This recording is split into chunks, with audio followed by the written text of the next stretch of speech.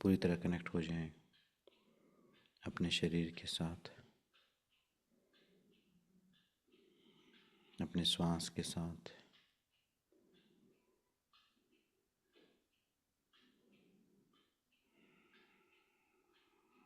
परमात्मा के साथ,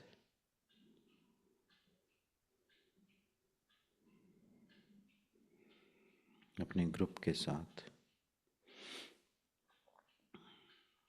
खुद को कनेक्टेड महसूस करें।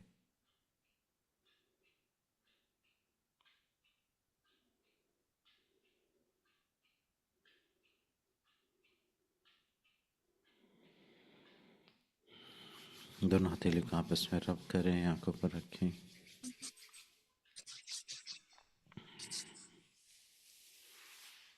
धीरे से आंखें खोलें। आज के मेडिटेशन के लिए जब लास्ट में करेंगे हम मेडिटेशन, तो एक अगरबत्ती सिंपल और एक लाइटर या माचिस कुछ रखो। वो आप पहले ही रख लो, बाद में ज़रूरत पड़ेगी। एक अगरबत्ती और एक लाइटर, माचिस कुछ ऐसा, उसको लगाने के लिए टांगने के, अभी जलाना नहीं, उसको लास्ट में जलाएंगे उसको जब मेडिटेशन शुरू करेंगे।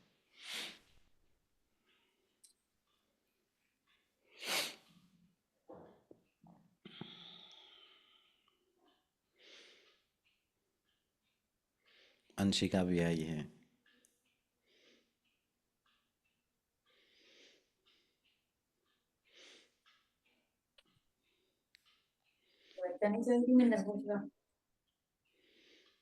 रूपाली जी भी आई हुई है।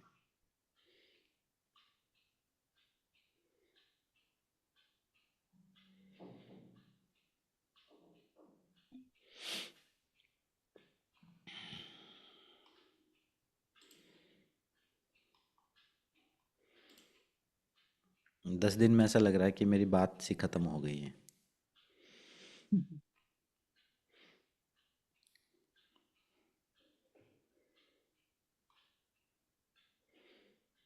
आ जाने दो सबको।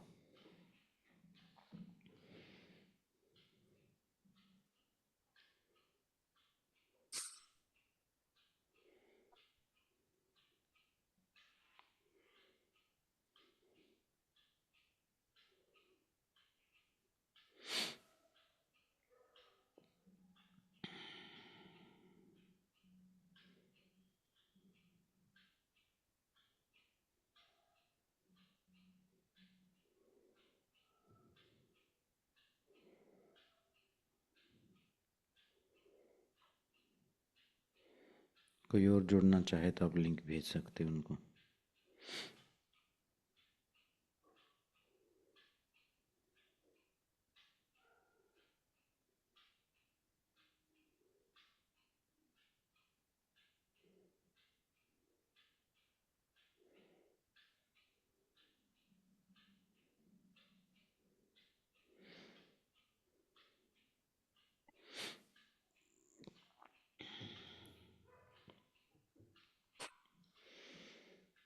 आगे सभी।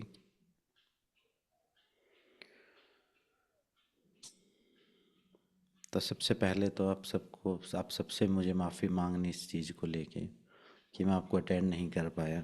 जैसे ही रिट्रीट से हम वापस आए तो मुझे वहाँ जाना पड़ा, क्योंकि वो पहले ही कंफर्म हो गई थी वो चीज़। इसलिए नहीं तो रिट्रीट 1-2 दिन हम एक्स्ट्रा भी रख सकते थे, 5 दिन भी रख सकते थे, लेकिन क्योंकि वो 4 तारीख को जाना ज़रूरी था वहाँ पर। और आप सबके जो क्वेश्चन आंसर थे, जो क्वेरीज थी, जो रिट्रीट से रिलेटेड भी थी और पर्सनल गाइडेंस से रिलेटेड भी थी, वो भी मैंने मतलब किसी को आंसर नहीं किया अभी। तो उन सबको भी मैं अभी सुनूंगा, समझूंगा, जो भी आपके मैसेज हैं उनको पढ़ूंगा, या आपसे कॉल पर जो बात करने का समय मैंने दिया हुआ है वो मैं आपको दूंगा। उस पेशेंस के लिए सबसे पहले धन्यवाद आपका, और रमनदीप जी का धन्यवाद 15 दिन आप सबको बांध के रखने के लिए। एक एक एनर्जी स्पॉट आप सबसे मिली है मुझे। मुझे ये था कि मुझे ये भी करना है, और मुझे ये जो हम एक एनर्जी वहाँ से जो लेके आए हैं उसको भी हमें मेंटेन करना है। तो दोनों ही चीज़ें ज़रूरी थी। अब रमन जी थी तो उनकी वजह से वो एनर्जी को होल्ड किया इन्होंने, और उसको हम आगे कंटिन्यू करेंगे या आगे उसको किस टाइप से, क्योंकि क्या होता है कि जब हम कहीं जाते हैं, जैसे मैं अभी मान लो विपश्यना ही गया, तो वहाँ से आने के बाद 10 दिन तो सब सही था। अब आते ही एकदम से अगर मैं नॉर्मल रूटीन में आ गया ना, तो फिर सारी जो साधना है वो खराब हो जाती। एकदम से नॉर्मल रूटीन में नहीं आना, आपको अडॉप्ट करनी है वो चीज़, हमें वो चीज़ ना करनी होती है। तो रिट्रीट से भी आए हैं तो एकदम ऐसा नहीं कि एकदम से सब छोड़ दिया और बस आप नॉर्मल सामान्य जीवन में, फिर आप परेशान हो जाओगे, फिर वही सारी एनर्जी ड्रेन हो जाएगी जितनी आपने इकट्ठा की है। तो उस चीज़ के लिए आपके पेशेंस को धन्यवाद मैं देता हूँ। मीरा जी भी आ गई हैं, अतुल कुमार भी है, और वी के नाम से कौन है? विश्वास होगा वी के नाम से तो। जी, वी के नाम से विश्वास है। शीला आईफोन भी आ गए हैं, श्वेता जी भी हैं। तभी ये जो क्लास आज पूर्णिमा है तो एक मेडिटेशन हम करेंगे, और उससे पहले जो 10 दिन का मेरा विपश्यना का जो एक्सपीरियंस है वो थोड़ा सा मैं शेयर कर देता हूँ। और ये 10 दिन जो है, ये आप मानोगे नहीं, ये कब से मेरा मन है जाने का। 2009 से, 2009 में जब मैं योग सिखाना मैंने शुरू किया था, तो जो मेरे सीनियर टीचर थे, जिनके पास मैं जाके रहा था पहली, जब मुझे पता नहीं था कि क्या कराना कुछ नहीं कराना, हॉस्टल में उनके पास मैं रहा था, तो वो करके आए थे, राजेश नाम था उनका। तो उन्होंने कहा था कि ये विपश्यना भाई सबसे पहले करना है, ये करना है, ये 10 दिन जो है मेरा सजेशन है, तेरे को लगाने ही लगाने हैं। तो मैंने कहा था कि बिल्कुल मैं ज़रूर जाऊंगा, प्रॉमिस था मेरा कि मैं ज़रूर जाऊंगा 10 दिन। लेकिन इतने साल हो गए, आप ये देखो कि लाइफ ने मुझे वो 10 दिन नहीं दिए कि मैं 10 दिन खुद को दे सकूं। ये 10 दिन तो मैं मतलब ऐसा बेशर्मों की तरह सब कुछ छोड़ छाड़ के मैंने कहा अभी तो जाना ही है, बस जो भी होगा हो जाए, क्लास छूटे छूट जाए, लोग भागे तो भाग जाने दो सबको। नहीं तो 10 दिन नहीं निकाल पाया मैं खुद के लिए, और नहीं निकाल पाते। ज़्यादातर जो मतलब जैसे मान लो मैं सेल्फ एम्प्लॉयड हूँ तो नहीं निकाल सकते, नौकरी वाले कर सकते हैं भाई, वो अपनी छुट्टियाँ एडजस्ट करके वो कर सकते हैं। तो मेरे लिए तो बड़ा भारी काम था ये। और साधना में सबसे पहले जब मैं मेरी साधना की मैं बात करूँ, सबसे पहले जब मैं फोर्थ फिफ्थ क्लास में था, फोर्थ छोटा सा था तब, तो मतलब मेरी साधना मेरी दादी से शुरू हुई थी। मेरी दादी मेरे को बताती थी, वो ध्यान करती थी, मैं पास बैठता था, मुझे कहानियाँ सुनाती थी, वो राजा हरिश्चंद्र की, राजा नल की, उनकी उनके बलिदान की कहानियाँ सुनाती थी, उनकी कृष्ण भगवान की सुनाती थी, चक्रों के बारे में बताती थी।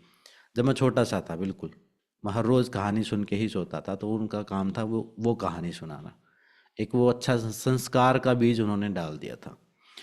फिर उसके बाद जब फोर्थ या फिफ्थ क्लास में था मैं, तो मैंने महात्मा बुद्ध की वो जो स्टोरी होती वो पढ़ी।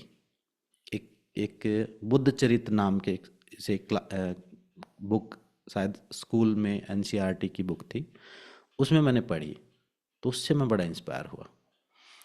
तो उस इंस्पिरेशन के बाद महात्मा बुद्ध से मैं इतना ज़्यादा इंस्पायर हो गया कि महात्मा बुद्ध की कहीं भी पिक्चर मिले तो मैंने एक अलग से फाइल बना रखी थी। आज भी मेरे पास एक रजिस्टर है जिसमें मैंने बहुत सारे महात्मा बुद्ध की सारी स्टोरीज अखबार में से काट काट के, फोटो काट काट के, मैं कई सालों तक मैंने उसको चिपकाया है। कुछ बहुत सारी चीज़ें तो गांव में रह गई, वहाँ पर उनको वो खराब हो गई, लेकिन कुछ चीज़ें मेरे पास आज भी हैं जो मैं उस टाइम से इकट्ठा करता आ रहा था। तो महात्मा बुद्ध मेरे जो स्पिरिचुअल आइडल जो हैं, पहले स्पिरिचुअल आइडल वो महात्मा बुद्ध थे। राम कृष्ण ये सब थे, लेकिन इनको तो हम एज ए भगवान मानते थे, इनको तो हम ये सोचते थे कि ये तो कहीं आसमान में बैठे हुए हैं। लेकिन महात्मा बुद्ध मुझे ऐसा लगते थे कि ये आदमी धरती पे पैदा हुआ है, और धरती पे पैदा होके ये भगवान की अवस्था तक पहुंचा है। जब ये कोई कुछ कर सकता है तो हम भी कुछ कर सकते हैं। पहली इंस्पिरेशन मेरे को 4th 5th क्लास से हुई थी, और वो शायद कोई पास्ट लाइफ का कोई कनेक्शन था उसका, क्योंकि जब मैंने पास्ट लाइफ देखी तो मैं पिछली लाइफ में चाइना में ही था, तो बुद्धिस्ट ही था। तो वो सारा कनेक्शन जो है वो यहाँ पर कनेक्ट हो रहा था, बाद में पता चला उस चीज़ का। तो तब से बुद्ध से रिलेटेड जो भी बुक्स मिलती थी, मेरे दोस्त भी मुझे बुद्ध से रिलेटेड कोई गिफ्ट देते थे। बुद्धा के स्टैचू भी हैं, कई स्टूडेंट्स ने भी दिए हुए हैं भी, वो मेरे पास रखे रहते हैं, अपने वीडियोज़ में देखा होगा पीछे।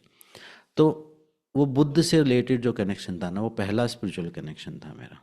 और फिर मेरे को ये इच्छा थी कि मैं बुद्ध से रिलेटेड लिटरेचर पढूं, उससे रिलेटेड कोई साधना में सीखूं या कुछ ऐसा। उस साधना का तो पता नहीं था, कि उस बात को मैं फॉलो करूं, कि उस सत्य को मैं भी कोशिश करूं जानने की, जैसे उन्होंने कोशिश करी है।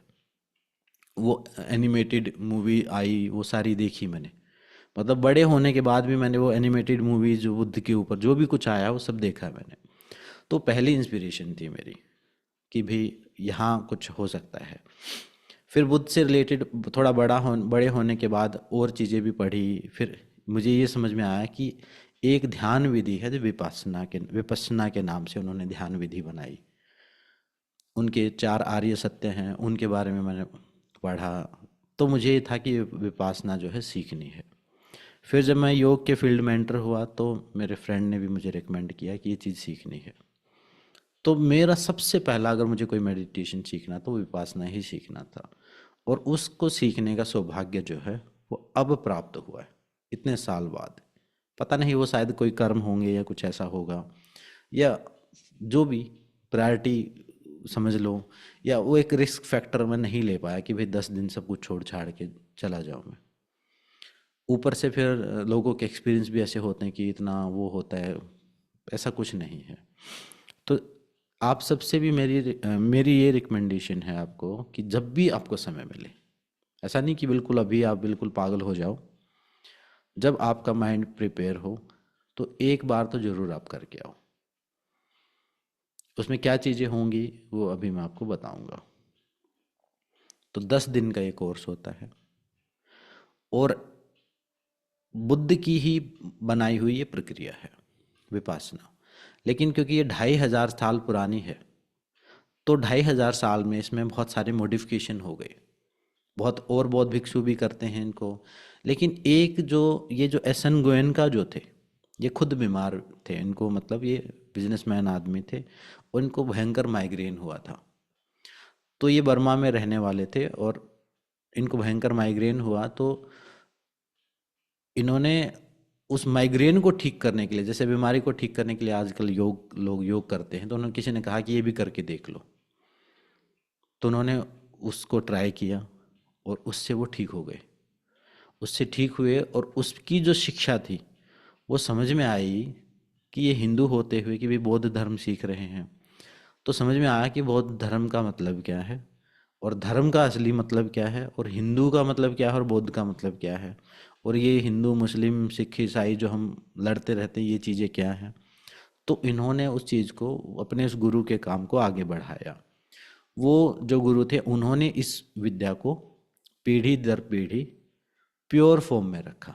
मतलब जैसे मान लो विपස්සना और जगह भी कराई जा रही है, लेकिन वो थोड़ा मॉडिफाइड वर्जन है। जैसे मान लो कोई हिंदू कराएंगे तो उसमें कुछ ओम ऐड कर देंगे, मुस्लिम कराएंगे तो कुछ और ऐड कर देंगे, सब अपने अपने हिसाब से उसको मॉडिफाई कर देते हैं। लेकिन ये जो गुरु थे जिनसे इन्होंने सीखा था, उन्होंने एज इट इज उसको रखा था कि जैसी वो बुद्ध से शुरू हुई थी वैसी ही फॉर्म को। तो इन्होंने फिर धीरे धीरे उस चीज़ का प्रचार प्रसार करना शुरू किया, और अपना धीरे धीरे सारा काम ही, अपना पूरा जीवन इसी चीज़ में लगा दिया। तो विपස්සना में जाने के लिए Dhamma.org करके एक वेबसाइट है, जो इनकी ओरिजिनल वेबसाइट है। ऐसे तो आप विपස්සना कोर्स लिखोगे तो पता नहीं कोई भी करा देगा विपස්සना। आर्ट ऑफ लिविंग वाले भी विपස්සना करवाते हैं, हर कोई करवाता है विपස්සना।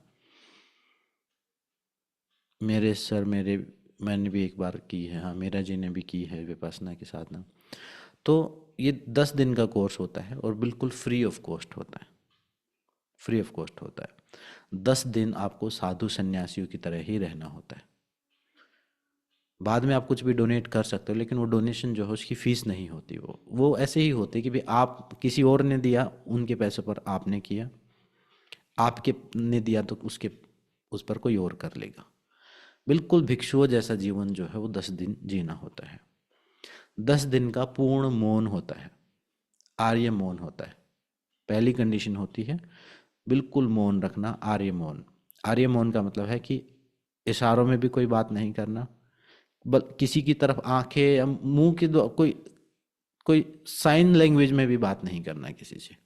बात कर सकते हो आप अपने टीचर से, वो भी कट टू कट 2-4 वर्ड में, छोटी से छोटी जितनी हो सके। कुछ पूछना है तो, या फिर जो हेल्पर जो हैं वहाँ पर, जो धर्म साधक धर्म सेवक होते हैं, उनसे कोई चीज़, भाई कोई असुविधा हुई है, कुछ प्रॉब्लम है, तो कुछ 2 शब्दों में धीरे धीरे आप फुसफुसा के बात कर सकते हो। और कोई बात है तो उसको आप लिख सकते हो। लिखने का होता है कि भाई आपको कोई चीज़ चाहिए तो आप लिख सकते हो कि मुझे ये चीज़ चाहिए, वो आपको मिल जाएगी, वो बिना ही बात किए। हर व्यक्ति के लिए एक रूम दिया जाता है। एक, जैसे हमारा जो बैच था उसमें 60 लोग थे, तो 60 रूम थे सबके लिए। सेपरेट रूम होता है हर आदमी का, एक छोटा सा रूम होता है, मतलब छोटा सा समझो कि 7 बाई 10 का एक छोटा सा रूम, 7 फुट ऐसे, उसी में अटैच टॉयलेट वॉशरूम सब अटैच होता है उसमें। और इतनी बेसिक सुविधा होती है उसमें, लग्जरी रूम नहीं होता, बेसिक होती है अपना। जैसे रजाई वगैरह सब ऐसा ही रहता है, सिंपल, क्योंकि ठंड नहीं, मरोगे नहीं तुम, बेसिक जैसे साधु सन्यासियों जैसा ही रहता है। पुराने हैं वो थोड़े से और वैसे रहते हैं, थोड़े नए जो बने हैं, कोई अच्छे सेंटर हैं उनमें थोड़ा सा अच्छी सुविधाएं रहती है। 3 टाइम खाना रहता है। खाना सुबह 6:30 बजे नाश्ता, 11 बजे लंच, और शाम को 5 बजे फिर नाश्ता। डिनर नहीं होता है, बस नाश्ता ही होता है। 2 टाइम, एक टाइम खाना होता है समझ लो। और जो पुराने साधक हैं उनको तो वो नाश्ता वो शाम वाला भी नहीं करना, वो तो बस लंच ही करते हैं, फिर अगले दिन ब्रेकफास्ट करते हैं, फिर लंच करते हैं, और बस खाली पेट रहते हैं नॉर्मली। मतलब 13 आवर की फास्टिंग जो है, अभी जो नए साधक थे, जो पहली बार गए थे, उन उनको करवाई गई 13 आवर की फास्टिंग। और बाकी टाइम में भी खाना बहुत अच्छा सात्विक, जैसा अपना रिट्रीट में था वैसा खाना, लेकिन कम खाना उसमें उसमें था कि जितना थोड़ा भूख से मित आहार का जो योग में कॉन्सेप्ट है, वो भोजन का कॉन्सेप्ट था। तो सेपरेट रूम थे सबके लिए, मित आहार का कॉन्सेप्ट था, और कुछ रूल्स थे कि भाई कुछ तो रूल अपने आप ही फॉलो हो जाने, क्योंकि वहाँ पर आप कुछ कर ही नहीं सकते, कुछ जा ही नहीं सकते। मेन ये था कि वहाँ पर अहिंसा को फॉलो करना है, और भाई मौन का पालन करना है, टाइम पर उसमें आना। वैसे तो उनके शील रहते हैं, समाधि रहती हैं, प्रज्ञा रहती हैं, लेकिन उन सारी इतनी डिटेल में जाने की ज़रूरत नहीं है। सिंपल कॉन्सेप्ट है कि मौन रहना है, और सात्विक भोजन रहना, और 12 आवर की सीटिंग है, 12 घंटे समझ लो मेडिटेशन है। उस 12 घंटे में से 1.5 घंटे का प्रवचन है, तो 10.5 घंटे मेडिटेशन है। 10.5 घंटे, आधा घंटा और लगाओ ब्रेक का, तो 10 घंटे का मेडिटेशन डेली का है, 10 घंटे का। और 9:30 से 4 बजे सुबह उठना है। तो ये रूल्स सारे फॉलो करने हैं। और 10 दिन में वो आपको एक सिंपल सी मतलब मैं ये कहूँ कि अगर मान लो मुझे वो विपස්සना आपको सिखानी हो, तो मैं 2-3 क्लास में ही सिखा दूँ। लेकिन क्योंकि उन्हें प्योर रखनी है वो, क्योंकि उन्हें प्रैक्टिस भी करनी है। उन्होंने ऐसा नहीं कि सीख ली भाई हो गया सर्टिफिकेट दे दो चलो, उन्होंने एक सिस्टम बनाया हुआ है। पहले दिन वो कुछ कराएंगे, और साथ में प्रैक्टिस भी करवानी है। जैसे जो आज स्टेप सिखाया है उसकी प्रैक्टिस भी करवानी है। मान लो आज एक स्टेप सिखाया गया है कि आनापान, पहले दिन वो पहले 3 दिन श्वास पर ध्यान करवाते हैं, तो उस आज जो स्टेप बताया है उसके वो 10 घंटे प्रैक्टिस भी करवाएंगे। फिर कल उस स्टेप का नेक्स्ट स्टेप बताएंगे, फिर उसकी 10 घंटे प्रैक्टिस करवाएंगे अलग अलग क्लासेज में। तो जो दिनचर्या रहती है वो ऐसे रहती है, सुबह 4 बजे वो उठा देते हैं, और 4:30 पर आपको जो धम्मा हॉल होता है, धम्मा जैसे धर्म को धम्मा बोलते हैं बुद्ध के धर्म में, तो धम्मा हॉल में जो जहाँ मेडिटेशन है, जो मेडिटेशन करने का एक सेंटर पॉइंट है जहाँ सब लोग ग्रुप मेडिटेट करते हैं, तो उस मेडिटेशन से उस हॉल में पहुँच जाना है आपको सुबह 4:30 बजे। और 4:30 बजे का मतलब है 4:29,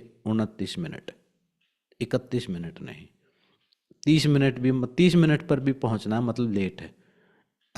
जैसे मैं एक बार मैं टाइम पे पहुंचा था, तो उस एक बार में भी मतलब मुझे सुननी पड़ी थी कि भाई आप लेट आ गए। तो 1 मिनट 2 मिनट पहले ही पहुंच के वहाँ पे बैठ जाना है। फिर आपको 2 घंटे 4:30 से 6:30 बजे तक ध्यान करना है।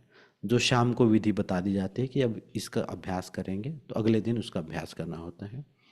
हर 1 घंटे बाद आप उठ सकते हो, 5 मिनट का ब्रेक होता है, उसमें आप पानी पी के आओ, आपको बाथरूम जाना है, कुछ जाना, थोड़ा सा पैर सीधे कर लो, वॉक कर लो, आप बाहर जाके बोलना तो है ही नहीं, 10 दिन तो बिल्कुल बोलने का तो कोई कॉन्सेप्ट ही नहीं है। ना तो मुझे ये पता था कि ये जो 60 आदमी मेरे साथ कर रहे हैं कौन है, कोई इंट्रोडक्शन नहीं थी वहाँ पे, ना कोई वहाँ पर एक्सपीरियंस शेयरिंग थी कि किसको कैसा लगा, कुछ लगा जैसे हम क्लासेस में करते हैं ना कि रिव्यू होगा, कुछ फीडबैक होगा, कुछ नहीं था वहाँ पे। सुबह 4:30 बजे आए, आप बैठ गए, टीचर भी वहाँ पर बैठा हुआ है, टीचर भी चुप बैठा है, कोई इंस्ट्रक्शन, सुबह तो 4:30 बजे कुछ नहीं होता था, आधे घंटे 6 बजे वहाँ पर एक वो मैत्री टाइप से चलता है, वो आरती सी उनकी रहती है पाली लैंग्वेज में, वो चलती रहती है, उसको आप सुनते रहो, मेडिटेट करते रहो। तो 2 घंटे का सुबह का मेडिटेशन हो गया ये रूटीन। 6:30 होते ही बेल बजेगी, बेल बजते ही टीचर उठ के चला जाएगा। कोई ये नहीं कहेगा कि आप जाओ, कि अब ये करो, अब कमर सीधी करो, कोई इंस्ट्रक्शन नहीं है वहाँ पर। टीचर उठ के चला जाएगा, आप भी उठ के चले जाओ। फिर वहाँ पर आप ब्रेकफास्ट करो 6:30 पे। फिर 1 घंटे का ब्रेक होता है, उसमें आप नहाए नहीं हो तो आप नहा लो, रेस्ट कर लो, ब्रेकफास्ट के बाद थोड़ा सा ब्रेक ले लो, वॉक कर लो। फिर आपको 8 से 9, फिर 8 बजे आपको मेन उस मेन प्लेस पे पहुंच जाना ग्रुप मेडिटेशन के लिए। फिर 11 बजे तक रहना है वहाँ पर। फिर 1 घंटे में 5 मिनट उठ सकते हो, 3 घंटे फिर बैठना है। फिर 11 बजे के बाद फिर लंच होता है, लंच के बाद 1.5 घंटे का ब्रेक होता है, उसमें आप कपड़े धोना चाहो, कुछ करना चाहो, अपना सोना चाहो। कई बार ऐसा होता है ना, अब स्लीप साइकिल सबका अलग है, तो नींद पूरी नहीं हुई तो उस टाइम पे आप सो जाओ। फिर 1 बजे पहुंचो, फिर 5 बजे तक वहाँ रहना। 5 बजे फिर आपको 2 टाइम चाय मिली थी, लेकिन वो चाय तो मैं कहूँ भगवान उनको माफ़ नहीं करेगा, जितनी ख़राब चाय उन्होंने पिलाई।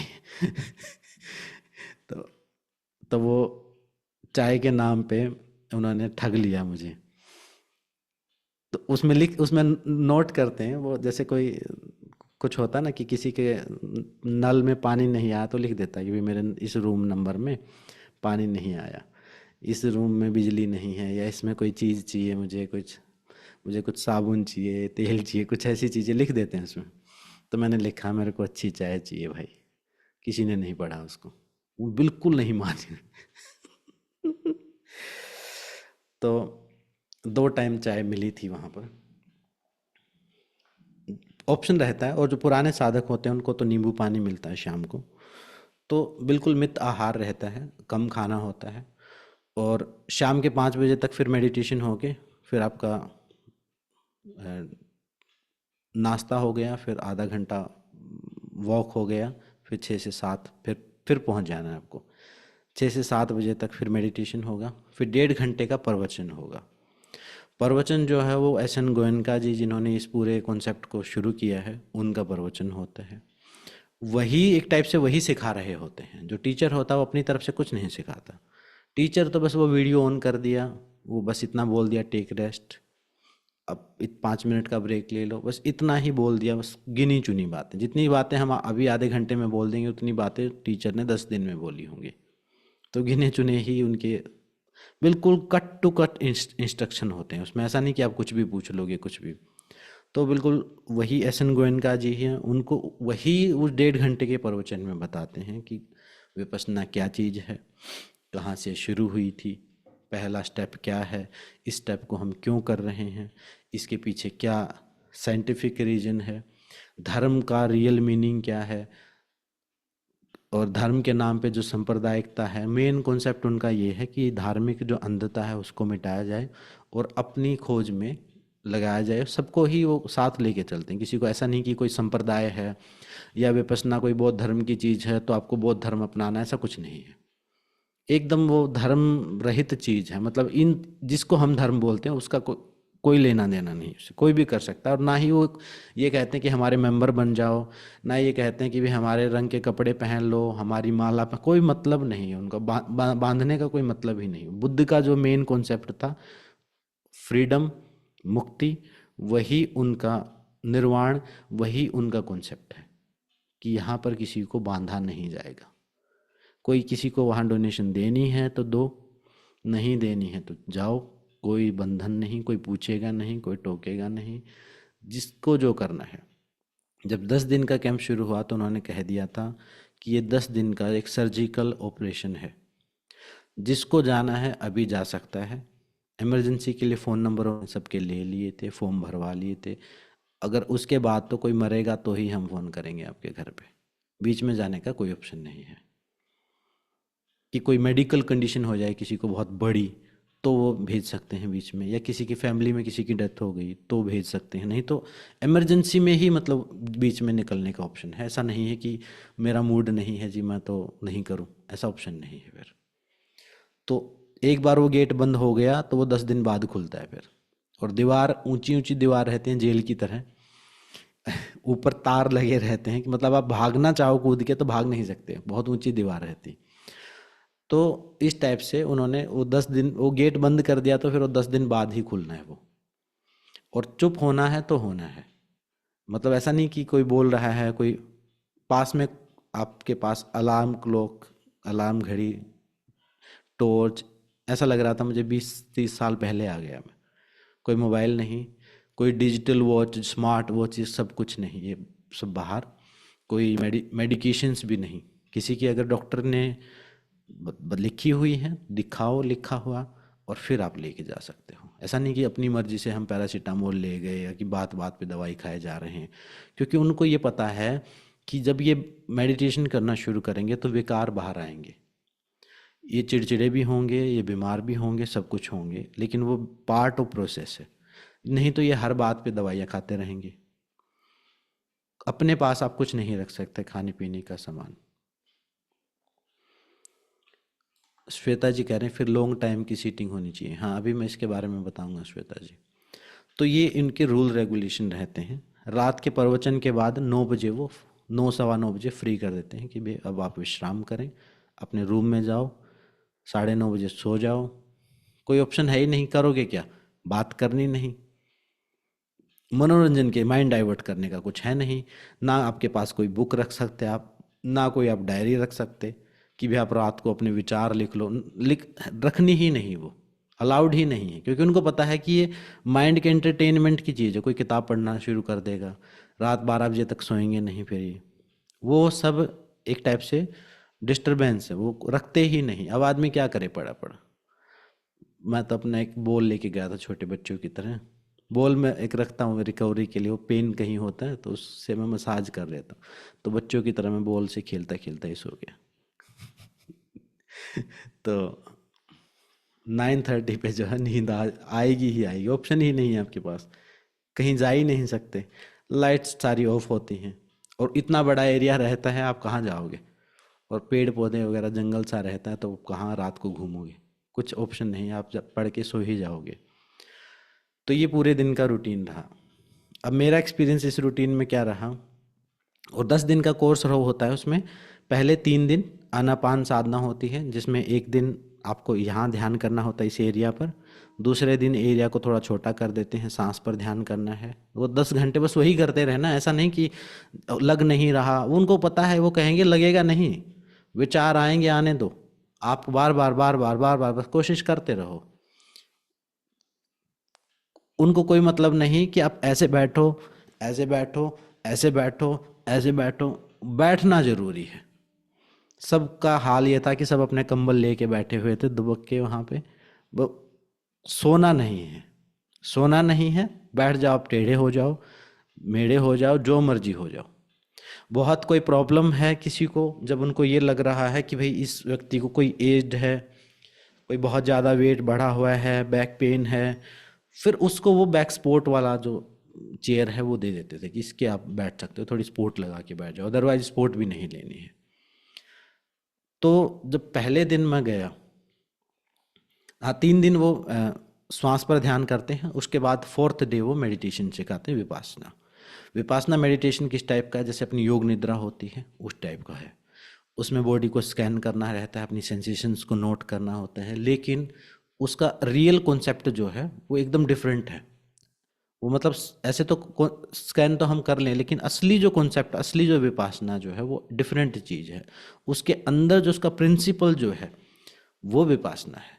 बॉडी स्कैनिंग तो हम अब आंखें बंद करके अब भी कर लेंगे, तो वो विपासना नहीं हुई। वो विपासना जो है उसका जो मेन प्रिंसिपल, जो कोर प्रिंसिपल है, वो भी मैं आपको बताऊंगा।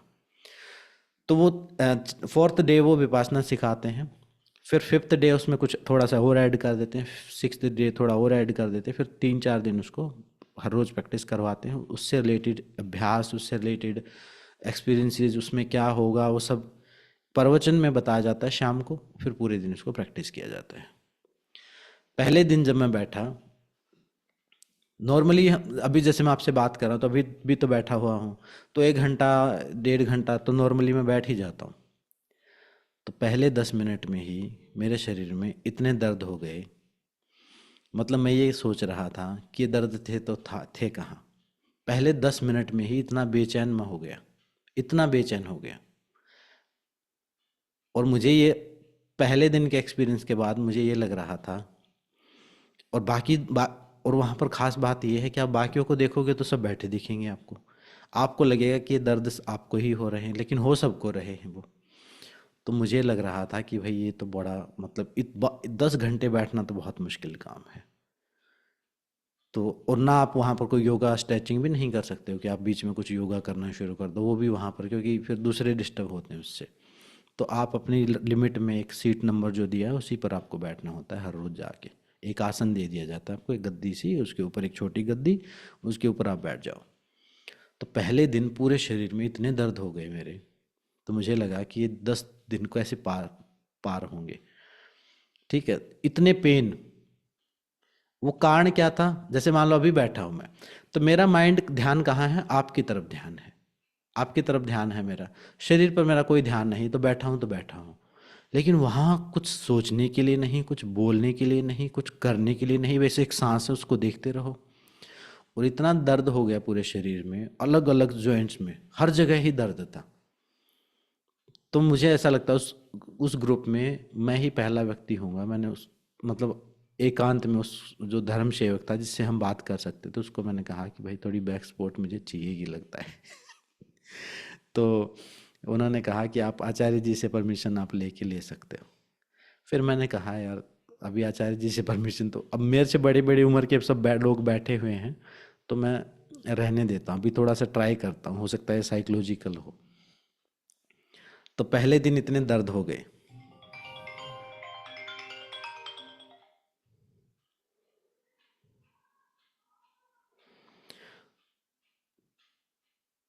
और श्वास पर ध्यान जैसे जैसे किया वो दर्द बढ़ते ही जा रहे, शाम तक पूरे शरीर में दर्द हो गया। और विचार, मैं ये कह रहा हूँ जितने विचार आए हैं, इतने विचार आए हैं कि मुझे पूछो मत कितने विचार आए हैं। वो कारण क्या है, जब उनका मेन कॉन्सेप्ट है कि आलंबन नहीं देना अपने माइंड को। जैसे मान लो हमने कहा राम राम राम राम राम, तो हमने एक राम का कॉन्सेप्ट दे दिया माइंड को, तो राम के खेल में माइंड को लगा दिया। वो देंगे ही नहीं, वो कहेंगे ना कोई इमेज जोड़नी है उसमें, ना किसी भगवान का नाम लेना है, ना कोई मंत्र जोड़ना है, अपनी सच्चाई का सामना करना है। सच्चाई क्या है, सांस बिल्कुल सच है, इसमें कुछ कल्पना नहीं, कोई झूठ नहीं, कल्पना नहीं करने देते वो, कि ये सांस है, इसको ही देखना है। और जैसे जैसे सांस को देखते हो आप, और कुछ अब मौन भी रहे, तो वो माइंड इतना ज़्यादा एक टाइप से रिफ्लेक्ट करता है, एक टाइप से दिमाग उल्टी कर देता, समझ लो। इतने ज़्यादा विचार और इतना ज़्यादा साइकोलॉजी, इतना पेन पूरे शरीर में मुझे लग रहा था कि 10 दिन कैसे पास होंगे। पहले दिन ही मुझे महसूस हो रहा था, लेकिन जैसे तैसे करके करवटें बदल बदल के पूरा पास किया। दूसरे दिन और विचारों की जो लेयर्स निकल रही थी, विचारों की लेयर्स निकल रही थी, मतलब ऐसी बातें भी मुझे याद आ रही थी कि मुझे लग रहा था शायद ये बातें मैं भूल चुका हूँ, शायद इन चीज़ों से मैं हील हो चुका हूँ। हम सोचते हैं ना, हमारे बचपन में कोई बात हुई है, मतलब स्कूल टाइम में भी किसी से लड़ाई हुई है ना, वो भी मुझे याद हुई है। मुझे पहले 3 दिन में मुझे ये रियलाइज हुआ कि मैं कितना बुरा इंसान हूँ। मतलब बुरा इंसान का मतलब अच्छी अच्छी बातें एक याद नहीं, जितनी नेगेटिविटी है वो पूरी, मतलब पता नहीं सबके माइंड पे ही हुई होगी, कोई इतना पता नहीं किसी ने। नॉर्मली तो जो बिल्कुल बिगनर होते हैं ना, तो उनके तो पल्ले ही नहीं पड़ते, उनके तो 8वें 9वें दिन जाके पल्ले पड़ता है कि करना क्या है। उनको तो समझ में ही नहीं आता कि चल क्या रहा है ये। तो इसलिए मेरा सजेशन ये है कि जो भी जाए ना, तो तैयारी करके थोड़ी सी जाए। तो पहले दिन से ही, ये सब मैं इसलिए बता रहा हूँ ताकि पहले दिन से ही कैच होनी शुरू हो जाए। तो पहले दिन बहुत ज़्यादा विचार आए, दूसरे दिन और ज़्यादा डीप डीप लेयर के। और ये उन्होंने ये नहीं कहा कि विचार आएंगे, उन्होंने कुछ नहीं बताया, मुझे आए जा रहे। मैं श्वास के ऊपर एक एक मिनट तक भी ध्यान केंद्रित नहीं कर पा रहा, एक मिनट भी ध्यान केंद्रित नहीं कर पा रहा, और इतने ज़्यादा विचार आ रहे, इतने ज़्यादा नॉर्मली नहीं आते। अभी मैं सांस पर ध्यान केंद्रित करूँ तो मैं कर सकता हूँ काफ़ी देर तक, लेकिन वहाँ नहीं हो पा रहा। वो कारण वो मौन रहा, कोई माइंड डाइवर्ट करने के लिए नहीं, और सब अपना अपना। अभी मान लो मैं बैठ के यहाँ करूँ तो मुझे ये पता है कि मुझे ये 30 लोग देख रहे हैं, ठीक है, तो मैं अलर्ट रहूँगा। वहाँ पर ना मुझे कोई देखने वाला, ना कोई चेक करने वाला, मुझे अपने साथ ही, समझ लो आपको ही आपके साथ, खुद के साथ जंगल में छोड़ दिया, ऐसा सिस्टम। खुद का ही सामना करना है। तो वो सारे विचार लेयर बाय लेयर इतने ज़्यादा निकले हैं पहले 3 दिन में, बहुत ज़्यादा निकले। पहले पहले दिन पूरे शरीर में दर्द हुआ, दूसरे दिन थोड़ा सा दर्द जो है वो थोड़ा सा कम हुआ, कुछ अपर बैक में, नेक रीजन में और लेग्स में रहा। जब दूसरे दिन थोड़ा कम हुआ तो मुझे ये लगा कि हाँ, ये शायद साइकोलॉजिकल पेन था, ये असली पेन नहीं था ये। तीसरे दिन जो है वो फिर पेन लेग्स में रहा, और फोर्थ डे कोई दर्द, शरीर का कोई दर्द नहीं था। दिमाग के जो दर्द थे, मतलब सपने भी, मुझे ऐसा लग रहा है कि उनका जो वो जो कहते हैं कि बीच में नहीं जाना चाहिए, क्योंकि कुछ स्टूडेंट से मैं मिला हूँ जो मेरे पास भी आए हैं योग करने के लिए, वो डिस्टर्ब हो गए हैं मेंटली। मतलब उनके घर वाले लेके आए कि ये विपासना में गई थी, लड़की थी, आई थी एक, कि विपासना में गई थी और 5th डे ये छोड़ के आ गई, और वो मेंटली डिस्टर्ब हो गई, वो ठीक नहीं हो पा रही है। कारण क्योंकि सबकॉन्शियस माइंड ओपन हो जाता है आपका, जब आपके पास कुछ सोचने के लिए नहीं है, कुछ है नहीं, बोलना भी नहीं है, तो सबकॉन्शियस माइंड आपका एक टाइप से बिल्कुल वो ओपन कर देते हैं। और वो पहले दिन बताते हैं कि एक प्रकार का सर्जिकल ऑपरेशन, आप इसको समझ के चलो। तो वो जो मेरे विचार जो आ रहे थे, और मैं अभी नहीं आ रहे हैं, लेकिन वो उस टाइम क्यों आ रहे थे, क्योंकि वो सबकॉन्शियस माइंड ओपन हो गया। तो बिल्कुल छोटे बचपन से लेके हर छोटे से छोटा, नेगेटिव से नेगेटिव, पॉजिटिव से पॉजिटिव, पॉजिटिव तो आए ही नहीं, मैं कह रहा हूँ पॉजिटिव तो होंगे तो उनमें 1% ही होंगे, 99% सब नेगेटिव विचार थे, सब नेगेटिव विचार थे उसमें। मुझे ऐसा लग रहा था कि पता नहीं क्या नेगेटिविटी हावी हो गई है मुझे। 1-2 दिन में मुझे समझ में आया कि ये सब ऑपरेशन का मतलब यही है ये। फिर जब उन्होंने तीसरे दिन कहा कि अगर आप श्वास पर 1 मिनट ध्यान केंद्रित कर पा रहे हैं, तो फिर मुझे ये समझ में आया कि 1 मिनट तक श्वास पर ध्यान केंद्रित करना ईमानदारी के साथ बड़ी बात है। 1 मिनट तक ईमानदारी के साथ करना उस माहौल में बड़ी बात है। उनके लिए वो अचीवमेंट थी कि अगर 1 मिनट कर पा रहे हो तो उससे अगला प्रोसेस आप कर सकते हो। तो फिर मुझे लगा कि मैं ही, मतलब ठीक है। और ये जो सपने भी मुझे ऐसे आ रहे थे, मतलब वो सपने सपने नहीं थे, वो एक टाइप के पता नहीं क्या थे वो।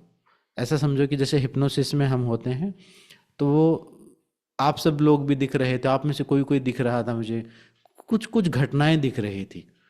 मैं समझ नहीं पा रहा था कि इंट्यूशन है, ये मेरे माइंड की मेरी कल्पनाएं हैं, ये चीज़ क्या चल रही है। मेरे बचपन के कुत्ते बिल्लियों तक, मुझे घास के तिनके तक दिख गए, घास के तिनके तक। जिस पेड़ पे मैं बैठता था वो मुझे दिख गया। ऐसे जर्नी मेरे माइंड में हर 3-3 साल की जर्नी हुई कि उस समय मैं एक ही करता था। और ये नहीं कि अपने आप किया मैंने कुछ नहीं किया, मैं तो रोकने की कोशिश कर रहा था, लेकिन वो आए जा रहे थी। तो 3 दिन तो इस टाइप से ये थॉट प्रोसेस चलता रहा, बैठने में जूझता रहा मैं। और ऊपर से फिर खाने का रूटीन भी, खाने में तो खैर इतनी प्रॉब्लम मुझे नहीं हुई, और मौन रहने में मुझे कोई प्रॉब्लम नहीं हुई, क्योंकि मौन रहने की जो है ना, वो मेरे लिए कोई इश्यू नहीं है। मौन तो मैं 1 साल भी रह सकता हूँ। बस वो काम डिस्टर्ब होता है, वो बात अलग है कि आप सबसे डिस्कनेक्ट हो जाते हैं। लेकिन मौन तो मैं बचपन से ही, मैंने समझो 12th क्लास तक मैं मौन ही रहा हूँ। 12th क्लास तक मैं सिर्फ मेरे घर में 3 या 4 लोग जो थे उनसे ही बात करता था, उसके अलावा या फिर मेरे जो स्कूल के दोस्त थे उनसे बात करता था, बाकी मौन ही रहता था मैं। तो पूरे दिन में हो सकता है मैं 5 मिनट ही बात की हूँ मैंने। तो मौन की तो मेरी पहले से ही प्रैक्टिस थी। तो ये 3 दिन का है, तो ये एक्सेसिव थॉट्स, और उनमें भी नेगेटिव थॉट्स। और जैसे पहले दिन थोड़ा ऊपर की लेयर क्लियर हुई, दूसरे दिन दूसरे दिन जो है वो दूसरी लेयर क्लियर हुई, और तीसरे दिन जो है वो ऐसी लेयर क्लियर हुई, अनकॉन्शियस लेयर, जिसको मैं सोच रहा था कि शायद ये पार्ट हील हो गया होगा, शायद ये पार्ट हील हुआ होगा, वो तीसरे दिन जो है वो क्लियर हुई।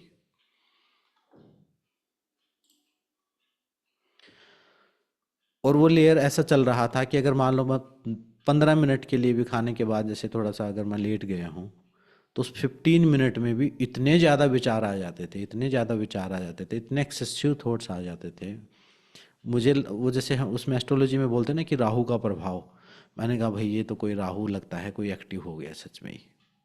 मतलब मैं सच में ये सोच रहा था कि शायद जैसे राहु, मेरा 4 नंबर बोलते हैं कि भाई आप राहु राहु क्या करता है, बहुत ज़्यादा थिंकिंग, ओवर थिंक करता है, कि भाई ओवर थिंकिंग हो रही है। तो और मैं कंट्रोल करने की कोशिश कर रहा हूँ, कंट्रोल नहीं हो पा रही है। लेकिन फिर जब मैंने दूसरों की हालत देखी, तो उन 60 लोगों में से 11 लोग तो भाग गए। एक तो दीवार टाप के भाग गया, दीवार टाप के मतलब कंस्ट्रक्शन चला हुआ था, सीढ़ियाँ पड़ी हुई थी, उन सीढ़ियों को लगा के वो ऊपर से दूसरी साइड से निकाल के भाग गया। एक दो बेहोशी हो गए, वो उनको मेडिकल ही प्रॉब्लम हो गई, मतलब जो सबसे हमारे आगे की रो में था वो तो बेहोशी, पता नहीं, मैंने तो ऐसे आंख खोल के बीच में देखी कि क्या चल रहा है, तो वो उसको लाश की तरह उठा के वो एक साइड में लेके जा रहे थे। मैंने कहा ये क्या हुआ? मैंने कहा ये तो लगता है टपक गया। यंग सा ही कोई बच्चा था, उसको शायद कोई फिर उसका बीपी वूपी चेक किया, वो फिर उसको घर भेज दिया। तो कुछ लोग ऐसे, कुछ लोगों ने घर पे बहाने वहाने बना के, एक शराबी था जो शराब लेके पहुंचा हुआ था वहां पे। मतलब उसने वो पैग वहां पे भी लगाने थे, वो पकड़ा गया। तो ऐसे 11 लोग जो हैं वो उसमें पूरे ग्रुप से बाहर किए गए, कुछ भाग गए, कुछ उन्होंने निकाल दिए। डिसिप्लिन जो है बहुत स्ट्रिक्ट है वहाँ पे, थोड़ी सी भी ऐसा नहीं कि इतना सा भी आपको छूट कुछ दे देंगे। कोई मेडिकल कंडीशन है या कुछ ऐसा है तो दे देंगे, लेकिन ऐसे नॉर्मली नहीं देंगे। उनको पता है कि माइंड में ये सब चीज़ें आएंगी तो ये बहाने भी मारेंगे, ये भागेंगे भी, ये कहेंगे मुझे अनकंफर्टेबल लग रहा है, यहाँ तो ये अच्छी सुविधा नहीं है, सब नौटंकी करेंगे ये। उसके बाद ही उन्होंने एक नहीं सुननी है आपकी। तो तीसरे चौथे दिन के बाद जब उन्होंने विपස්සना दी, विपස්සना में क्या हुआ, अब विपස්සना में अब मैं तो वो अपनी रिट्रीट वाली सफ़ेद ड्रेस पहन के चला गया, ऊपर से मेरी ये चादर भी हो गई। अब मैं तो एकदम सफ़ेद कबूतर हो गया उन सब के बीच में। मुझे लगा कि विपස්සना देंगे तो कुछ करेंगे शायद, मजाक की बात है, मतलब मुझे लग रहा था कि शायद अब कुछ वही दीक्षा करेंगे, कुछ मेडिटेशन करेंगे, कुछ नहीं करवाना उन्होंने, तो एक प्रवचन सुना देना, चला देना। एक प्रवचन चला देना है।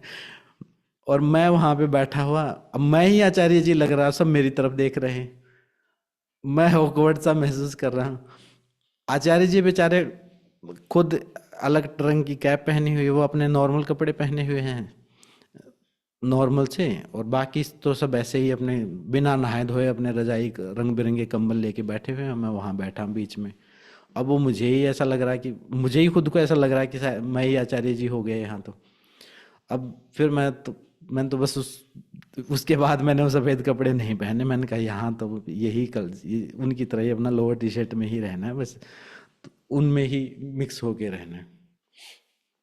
तो जब विपश्यना की दीक्षा दी तो फिर विपश्यना में क्या होता है कि बॉडी, जैसे जो जो भी हमारी मेमोरी हैं, जो भी हमारे ट्रॉमा हैं, वो हमारे सेलुलर लेवल पर हमारे बॉडी में स्टोर हो जाते हैं।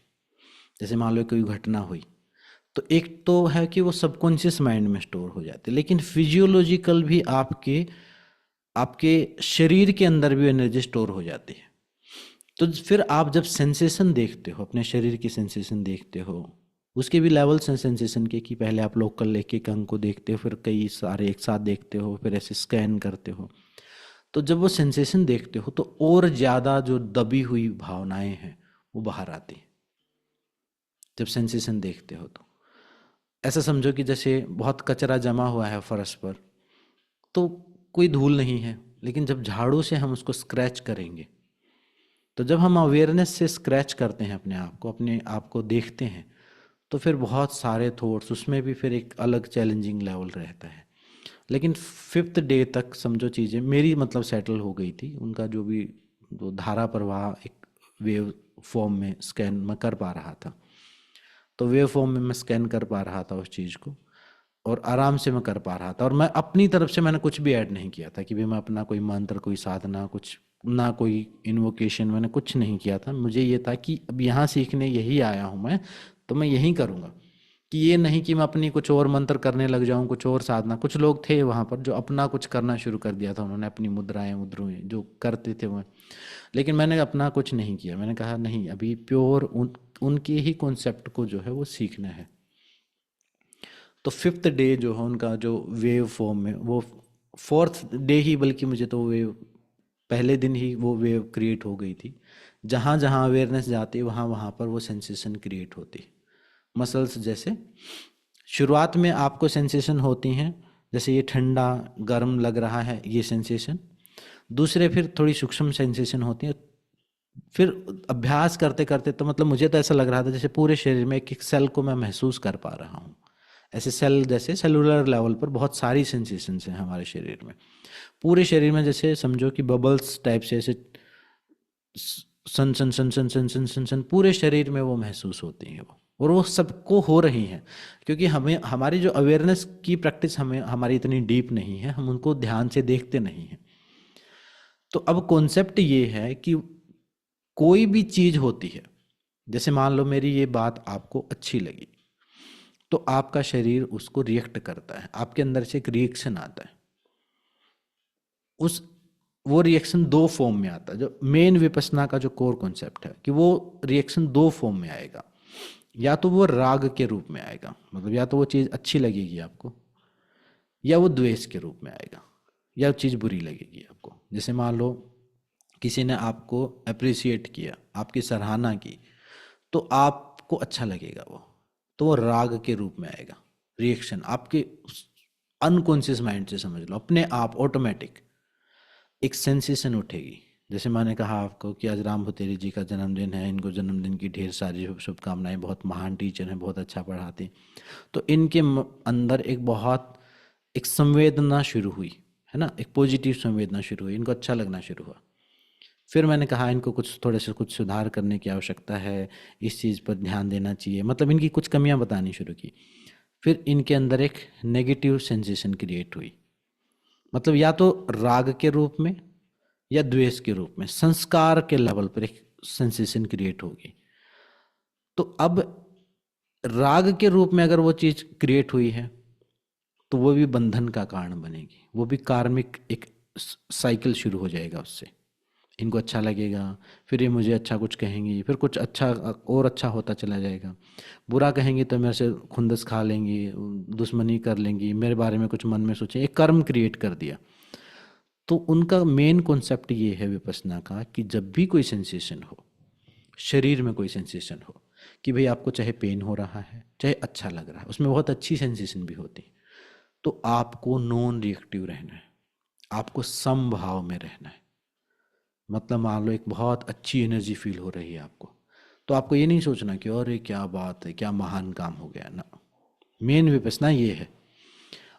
और कोई दर्द हो रहा है तो ये नहीं सोचना अरे कितना पेन हो रहा है, उसको भी ये देखना है कि ये दर्द है, ये भी चला जाने वाला है, ये जो खुशी है ये भी चली जाने वाली है, ये जो दुख उठ रहा है ये भी चले जाने वाला है, ये नेगेटिव थॉट आ रहे हैं ये भी अनित्य हैं, और जो पॉजिटिव हैं वो भी अनित्य हैं। तो इस टाइप से अपने आप को बिल्कुल सबकॉन्शियस लेवल पर, अनकॉन्शियस लेवल पर समभाव में ट्रेन करना है। जब उस भाव में हम ट्रेन कर लेंगे तो फिर जब हम रियल लाइफ में बिहेवियर करते हैं तो वहाँ भी हम सम रह पाते हैं। तो एक टाइप से संस्कार के लेवल पर स्थित प्रज्ञ जो बोलते हैं ना गीता में, तो स्थित प्रज्ञ होने की वो साधना जो है वो, तो उससे क्या है, हम संस्कार क्रिएट नहीं कर रहे हैं। जैसे मान लो किसी ने आपको गाली दी, आपने रिएक्ट ही नहीं किया, तो उससे कोई कर्म क्रिएट नहीं हुआ। आपने रिएक्ट ही नहीं किया, ना आपको अंदर कुछ महसूस हुआ, आपने उस वेव को बनने ही नहीं दिया। वो जब बननी थी वहीं आपने उसको ट्रेन करके रखा हुआ है, आपने रिएक्ट ही नहीं किया, अंदर से ही कोई रिएक्शन नहीं आया। और अंदर से कोई रिएक्शन आया और आपने इसको बाहर फिजिकली रिएक्ट नहीं किया तो वो साइकोसोमेटिक डिजीज के रूप में अंदर ब्लॉक होगा, क्योंकि अंदर तो आ गया था रिएक्शन लेकिन आपने बाहर से रोक दिया उसको। तो फिर वो auto immune disease, psychosomatic disease, ये सब चीज़ें उसमें बीमारियों का वो रूप ले लेगी। या फिर आपका सिलेंडर भरता चला जाएगा, किसी दिन आप फट पड़ोगे, कोई बड़ी घटना कर दोगे आप, बड़ी लड़ाई हो जाएगी, किसी दिन बड़ा विवाद हो जाएगा। तो इसी प्रकार से अपने जो वो राग और जो द्वेष का जो सूक्ष्म से सूक्ष्म अंश है उसको मास्टर करना विपश्यना है। वही कहते हैं ये सेंसेशन तो आएंगी, ये कुछ भी हो रहा है। अब जैसे मुझे कुंडलिनी के एक्सपीरियंस हो रहे थे तो वो ये कह रहे हैं कुछ नहीं, इग्नोर, कुछ कुंडलिनी पुंडलिनी कुछ नहीं करना, कुछ थर्ड आई, अब जैसे थर्ड आई के हो रहे थे, कुछ नहीं करना, इनके प्रति सम रहना है। चाहे आपको बोले भगवान के दर्शन हो जाएं आपको। अब जैसे कई लोग जो थी, कई महिलाएं थी, वो साधना करते, वो कह रही थी कि मुझे फलानी माता दिख रही हैं। वो कह रहे हैं कुछ भी दिख रहा हो, आपको सम रहना है, समता के भाव में रहना है। और ये रियल में ये कॉन्सेप्ट समझ में आता है कि निर्वाण का मतलब है सुख और दुख से परे हो जाना, अच्छे और बुरे से परे हो जाना। फिर वो उस चीज के थ्योरेटिकल भी ये समझाते हैं कि भी मान लो जिस रास्ते पर हम जाते हैं, एक आध्यात्मिक व्यक्ति के थोड़ा सा एक अलग माइंड बेंडिंग चीज है ये, कि मान लो एक आध्यात्मिक व्यक्ति है, वो साधना करता है परमात्मा को पाने के लिए। चलो भगवान ने आपको दर्शन दे दिए, ठीक है, दे दिए दर्शन, हो गए, मेडिटेशन में आपको भगवान आपके सामने खड़े हैं, आपसे बात भी हो गई, सब जो आप चाहते थे हो गया। तो फिर महात्मा बुद्ध ये कहते हैं ठीक है अब हो गए, तो अब जब वो दर्शन बंद हो जाएंगे उसके बाद कोई मरेगा तो तुम दुखी नहीं होगे क्या? कहें जी होंगे। होते नहीं क्या? मेडिटेशन करते हैं हम, भक्ति करते हैं, भक्ति कर ली, भक्ति का कौन सा 1 घंटा भक्ति हमने कर ली, सब ठीक है। अब उसके बाद भी तो हम कितना सुखी दुखी होते रहते हैं। तो महात्मा बुद्ध कहते हैं समस्या ये नहीं है कि भगवान नहीं मिले हैं, समस्या ये है कि तुम रिएक्शन कंट्रोल नहीं कर पा रहे हो अपने। मेन सत्य का, पहले इस सत्य को जानना है।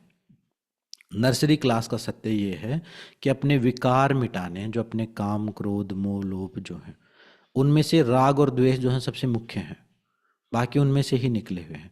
कि ये जो राग और जो द्वेष, ये जो तुम चिपक जाते हो किसी को, अटैच हो जाते हो, फिर दूर होते हो, फिर टूटते हो, फिर जुड़ते हो, फिर टूटते हो, फिर जुड़ते हो, इस चीज को करो, इस चीज को मास्टर करो। भगवान तो पीएचडी लेवल की बात, वो तो जब ये विकार दूर होंगे ना तो वो फिर वो अल्टीमेट जो स्टेट है वो आपको प्राप्त होगी, तो उसको फिर भगवान कहो, परमात्मा कहो, खुदा कहो, कुछ कहो, वो तो प्राप्त हो ही जाने जब विकार समाप्त हो जाएंगे। हम क्या करते हैं, हम सीधे पीएचडी कर रहे हैं और हम ये जो बीच का प्रोसेस है इसको स्किप करना चाहते हैं। हम चाहते हैं खुद पर कोई काम ना करना पड़े, बस सीधे भगवान के दर्शन हो जाएं और वो आशीर्वाद दे दें और हम हील हो जाएं, हम कहें अब मजा आ गया।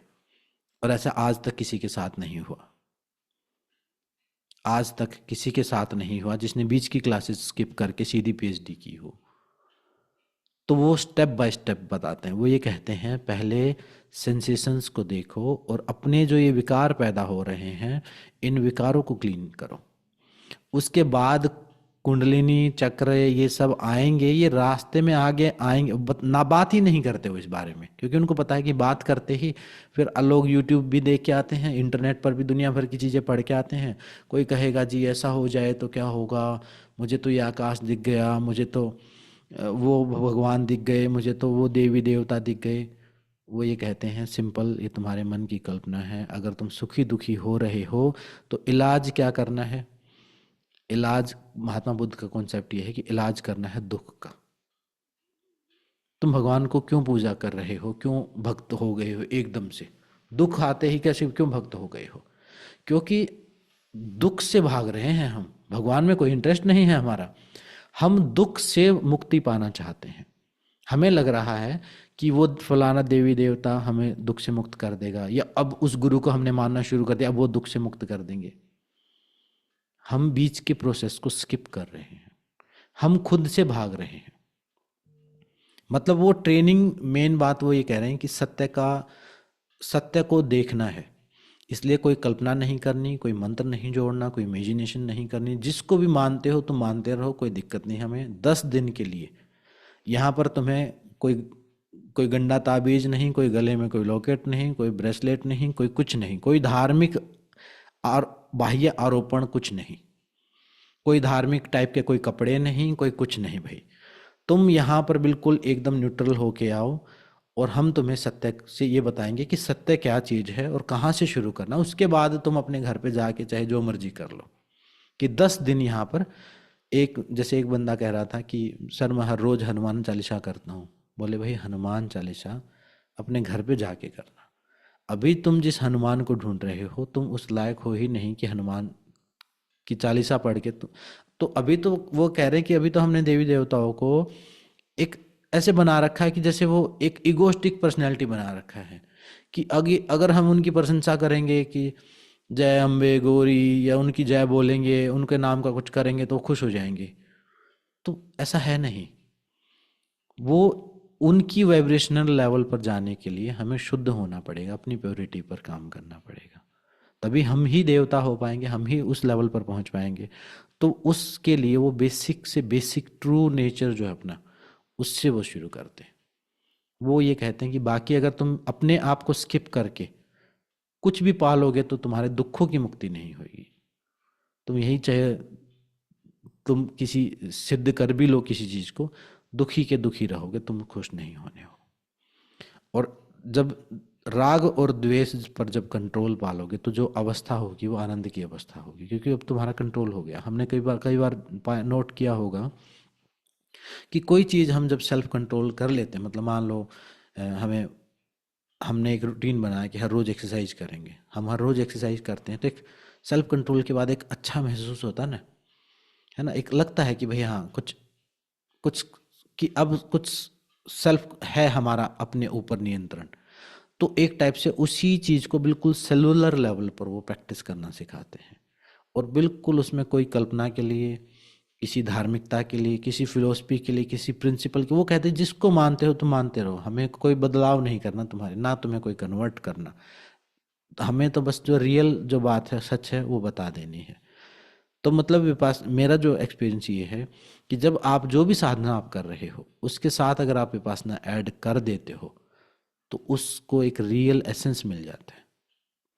मतलब आप समझो कि आपने अल्फ़ाबेट तो पढ़े नहीं, जैसे महर्षि पतंजलि ने स्टेप बताए ना, यम नियम आसन प्राणायाम, हमने यम नियम तो स्किप कर दिए और सीधे ध्यान लगाने में सीधे हम पहले स्टेप्स को छोड़ के सीधे ध्यान धारणा ध्यान समाधि पे पहुंच गए, तो वो चीज़ प्रोसेस नहीं हो पाता है। तो विपස්සना का ये कॉन्सेप्ट है कि पहले इस राग और द्वेष के जो हमारे रिएक्शंस हैं इनको हम समभाव में लेके आए, उसके बाद फिर जो भी करेंगे वो चीज़ वो काम करेगी, उसका इफेक्टिव। और विपස්සना साधक उसमें बॉडी स्कैन करना हर रोज़, तो आपके बिहेवियरल चेंजेस आ जाते हैं। जैसे मान लो अवेयरनेस लेवल इंक्रीज हो जाता है, जैसे स्टूडेंट्स के लिए बहुत अच्छा है वो। जैसे समझो उनका जो माइंड जो है, जो एक बार में जो इंफॉर्मेशन डाउनलोड कर रहा है, अभी जैसे देख रहे हैं हम, मेरी बातों को सुन रहे हो और चीज़ें भी देख रहे हो, तो अगर अवेयरनेस लेवल आपका एक्सपेंडेड है तो आप एक बार में बहुत सारी चीज़ें देख सकते हो, एक बार में बहुत जो भी पढ़ोगे। जैसे होता है ना, एक क्लास में एक बच्चा तो बहुत इंटेलिजेंट, एक बार पढ़ते ही याद हो जाता है, और एक है बार बार रट के भी याद नहीं हो पा रहा। वो अवेयरनेस लेवल इंक्रीज हो जाता है, फोकस लेवल जो कंसंट्रेशन का लेवल जो उससे काफ़ी इंक्रीज हो जाता है। ऊपर से फिर जो रिएक्शंस हैं वो कंट्रोल हो जाते हैं। तो फिर वो जो विपස්සना का आफ्टर इफेक्ट है, जो उसको प्रैक्टिस करता है, तो उसके जीवन में शांति आ जाती है।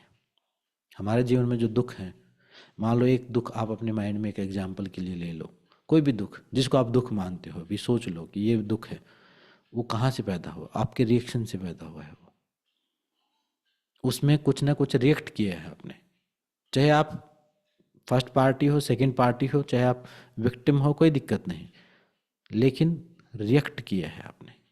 अगर आप वहाँ रिएक्ट नहीं करते तो उस चीज़ से आप बच सकते थे। वो एक झगड़ा शुरू हो गया, एक झंझट शुरू हो गया, सामने वाले ने कुछ बोल दिया होगा, आपने कुछ और बोल दिया होगा, वो झंझट को ही ख़त्म कर देने वाली बात है। तो उस समभाव को साधना, उस स्थित प्रज्ञ अवस्था को प्राप्त करना जो है विपස්සना का मेन उद्देश्य है। अब मुझे जो एक्सपीरियंस हुए वो कुंडलिनी का, थर्ड आई का, वो सब चीज़ तो हुए, लेकिन उसमें करने ही नहीं थे तो मैंने उनको स्किप किया। हाँ, एक स्कैनिंग के बाद एक ऐसी अवस्था आई कि वो पूरा स्कैन करते करते स्कैन बंद ही हो गया। हालांकि वो ये कह रहे थे कि 1 घंटे तक करते ही रहो, लेकिन वो मेरे से 1-2 राउंड होने के बाद वो हो ही नहीं रहा था। वो बस ऐसा समझो कि वो पूरा स्कैन खत्म होके एकदम से ऐसे पूरी बॉडी जैसे हर चीज़ को मैं देख पा रहा था कि भाई एक अवेयरनेस, एक जैसे एक बड़ा वाइड एंगल व्यू हो जाता है किसी कैमरे का। जैसे एक है स्पॉट लाइटिंग कि एक बार में आप एक चीज़ देख रहे हो। मान लो मेरे पीछे की दीवार पर जो चीज़ें रखी हैं, एक बार में एक आइटम देख रहे हो। वो कह रहे थे कि एक एक देखो, और ऐसे देखते देखते अवेयरनेस फिर कह रहे थे स्कैन करो। फिर मेरी अवेयरनेस जो है वो एकदम से ऐसे हो रही थी कि वो खुल रही थी, और बस वो उसके बाद कुछ हो ही नहीं रहा था। आसन बेनिफिट जो हुआ, आसन में बैठने का बेनिफिट हो गया कि ज़्यादा देर तक बैठने की, और आसन सिद्धि क्या चीज़ होती है वो मैंने एक्सपीरियंस किया। आसन सिद्धि जब होगी तो शरीर में जो स्थिर सुखम आसनम जो बोलते हैं वो मैंने अनुभव किया। क्योंकि वहाँ जो अवस्था थी मेरे आसन की, जैसे नॉर्मली जब मैं मेडिटेशन करता हूँ तो बॉडी कंफर्टेबल रहती है, ठीक है, कंफर्टेबल रहती है, लेकिन वहाँ पर क्या थी, वहाँ पर जो बॉडी हो रही थी वो लॉक हो जा रही थी। लॉक मतलब मैं हिलाना भी चाहूँ तो भी नहीं हिल रही थी वो। यहाँ नॉर्मली मेडिटेशन कर रहे हैं तो कंफर्टेबल है, लेकिन वहाँ पर क्या था कि वो स्कैनिंग 3-4 राउंड करते ही ऑटोमेटिक बॉडी लॉक हो जा रही थी। तो मैंने एक्सपीरियंस किया कि स्थिर सुखम आसन, वो जो स्थिरता जिस चीज़ को कह रहे हैं, और इतनी स्थिर हो गई थी कि उसके अंदर थोड़ा सा भी मूवमेंट नहीं था, थोड़ा सा भी मूवमेंट, मतलब कोई फिंगर भी इधर से उधर हिले ना, इतना भी मूवमेंट नहीं था। कोई गर्दन भी इधर से उधर हो, कोई मूवमेंट नहीं था। जैसे जैसे समझो किसी ने रिमोट से रोक दिया, जैसे हम वीडियो को रोक देते ना, तो इतनी स्थिरता वो बाहर आ गई थी, और उतनी ही स्थिरता अंदर आ गई थी। उसके बाद जो प्रोसेस था वो प्रोसेस भी 2-3 राउंड करके बिल्कुल ख़त्म हो जा रहा था, मतलब शून्य सी अवस्था वो थी। तो वो कह रहे थे कि वो, मतलब मुझे ऐसा जो लग रहा था, क्योंकि भाई हम प्रैक्टिस करते हैं तो उसका बेनिफिट मुझे मिल रहा था। तो वो पूरी, वो जो शायद एडवांस जो स्टेट थी वो मुझे वो उस टाइम पर लग गई थी वो। हाँ, वो एडवांस जो स्टेट शायद वो आगे बताने वाले हैं। अभी तो उन्होंने स्कैनिंग का ही बताया फर्स्ट लेवल, इस लेवल में तो जो है शायद यही लेवल, आगे का पता नहीं मुझे, लेकिन अभी तो यही कहा था कि यही स्कैन करते रहना है, बस ऐसे ही स्कैन करते रहना। तो मैंने उनको बताया तो उन्होंने उस चीज़ को रिएक्ट ही नहीं किया। उन्होंने कहा नहीं नहीं, स्कैन करते रहो। माइंड जा ही नहीं रहा था, काम ही नहीं, मतलब मन जो है वो बंद हो गया था। बस ऐसे समझ लो कि प्रोसेस ही बंद हो गया था, बस खुद को मैं देख पा रहा था। मन स्थिर था, आसन लॉक था। अब उस अवस्था में कितनी देर बैठाए रखो, ना कोई थकान थी, ना कोई दर्द था, ना कुछ था। ये मतलब विपස්සना की फाइनल अवस्था थी। विपස්සना में जैसे कई लोग बताते हैं, जैसे संदीप माहेश्वरी ने एक बनाई कि ऐसे कुंडलिनी चढ़ गई, ये चढ़ गई, ये सब विपස්සना नहीं है। जैसे मान लो कोई कुंडलिनी साधना करता है तो वो वहाँ जाके करेगा तो उसकी कुंडलिनी, अब जैसे एक शिव योग करता है, एक जो मेरे साइड वाला था लड़का, वो शिव योग करता है, वो भी 2 घंटे 3 घंटे बैठता रहा, तो वो वो क्या था कि विपश्यना छोड़ के वो अपनी ही चीज़ों में लग गया, अपनी मुद्राएं और वो चीज़ें करने लग गया। तो फिर वो अपनी साधना होगी, वो ईमानदारी के साथ विपश्यना नहीं कर पाया। वो कह रहा नहीं मेरे को तो अपने गुरुजी दिख रहे थे, वो सब दिख रहे थे। मैंने कहा वो तो ठीक है, लेकिन रियल में विपश्यना का मतलब है कोई कल्पना नहीं, कोई इमेजिनेशन नहीं, एकदम बिल्कुल ट्रू सेल्फ, अपने सच का सामना करना। मन को कोई खिलौना नहीं देना, बिना खिलौने के ही ट्रेन करना। एकदम थोड़ा सा ब्लंट सा कॉन्सेप्ट है, तो ज़्यादातर जो माइंड है वो उसको एक्सेप्ट नहीं कर पाते। रचना जी आगे का लेवल बताएंगे, आगे का क्या लेवल। रचना जी अनम्यूट करो। मतलब विपश्यना में क्या लेवल है मुझे नहीं पता कि क्या लेवल है, क्योंकि मेरा तो ना मैं, और मैं जब गया मैंने कोई विपश्यना के बारे में कोई वीडियो नहीं देखी, ना लोगों के कोई एक्सपीरियंस देखे, ना कोई मैंने गूगल पर सर्च किया, ना क्या दिनचर्या होती, कुछ नहीं सर्च किया जाने से पहले, क्योंकि मुझे पता था अगर ये सब करूँगा मैं तो मैं ईमानदार नहीं रह पाऊंगा, फिर मेरी उम्मीदें हो जाएंगी। उम्मीद, यस। हाँ, तो मैं बिल्कुल जीरो माइंडसेट के साथ गया था। जी रचना जी आगे क्या सर मैं बताऊँ। 3 कर चुकी हूँ अभी तक ओके विपश्यना। अभी मेरा 12 से 23 फरवरी का चौथा है, बुक हो चुका है। वो मैं इगतपुरी में कर रही हूँ। जो इगतपुरी है वो हेड क्वार्टर है इनका, बहुत खूबसूरत है। ओके मतलब ओके। नासिक में पहाड़ियों पे बना हुआ है। तो मेरा ड्रीम था कि मुझे जाना है। 2 बार मैं कर चुकी हूँ, वो मेरे को कैंसिल कर देते हैं, इतनी दूर बुलाते नहीं है वो। तो इस बार मैंने थोड़ी सी चीटिंग की कि मैंने बोला मैं पुणे में रहती हूँ, मेरी सिस्टर रहती है, तो हमने पुणे का एड्रेस दे दिया कि शायद मिल जाए मुझे। तो सेकंड लेवल में कुछ होता नहीं है, सेम ही चल रहा होता है सारा सर।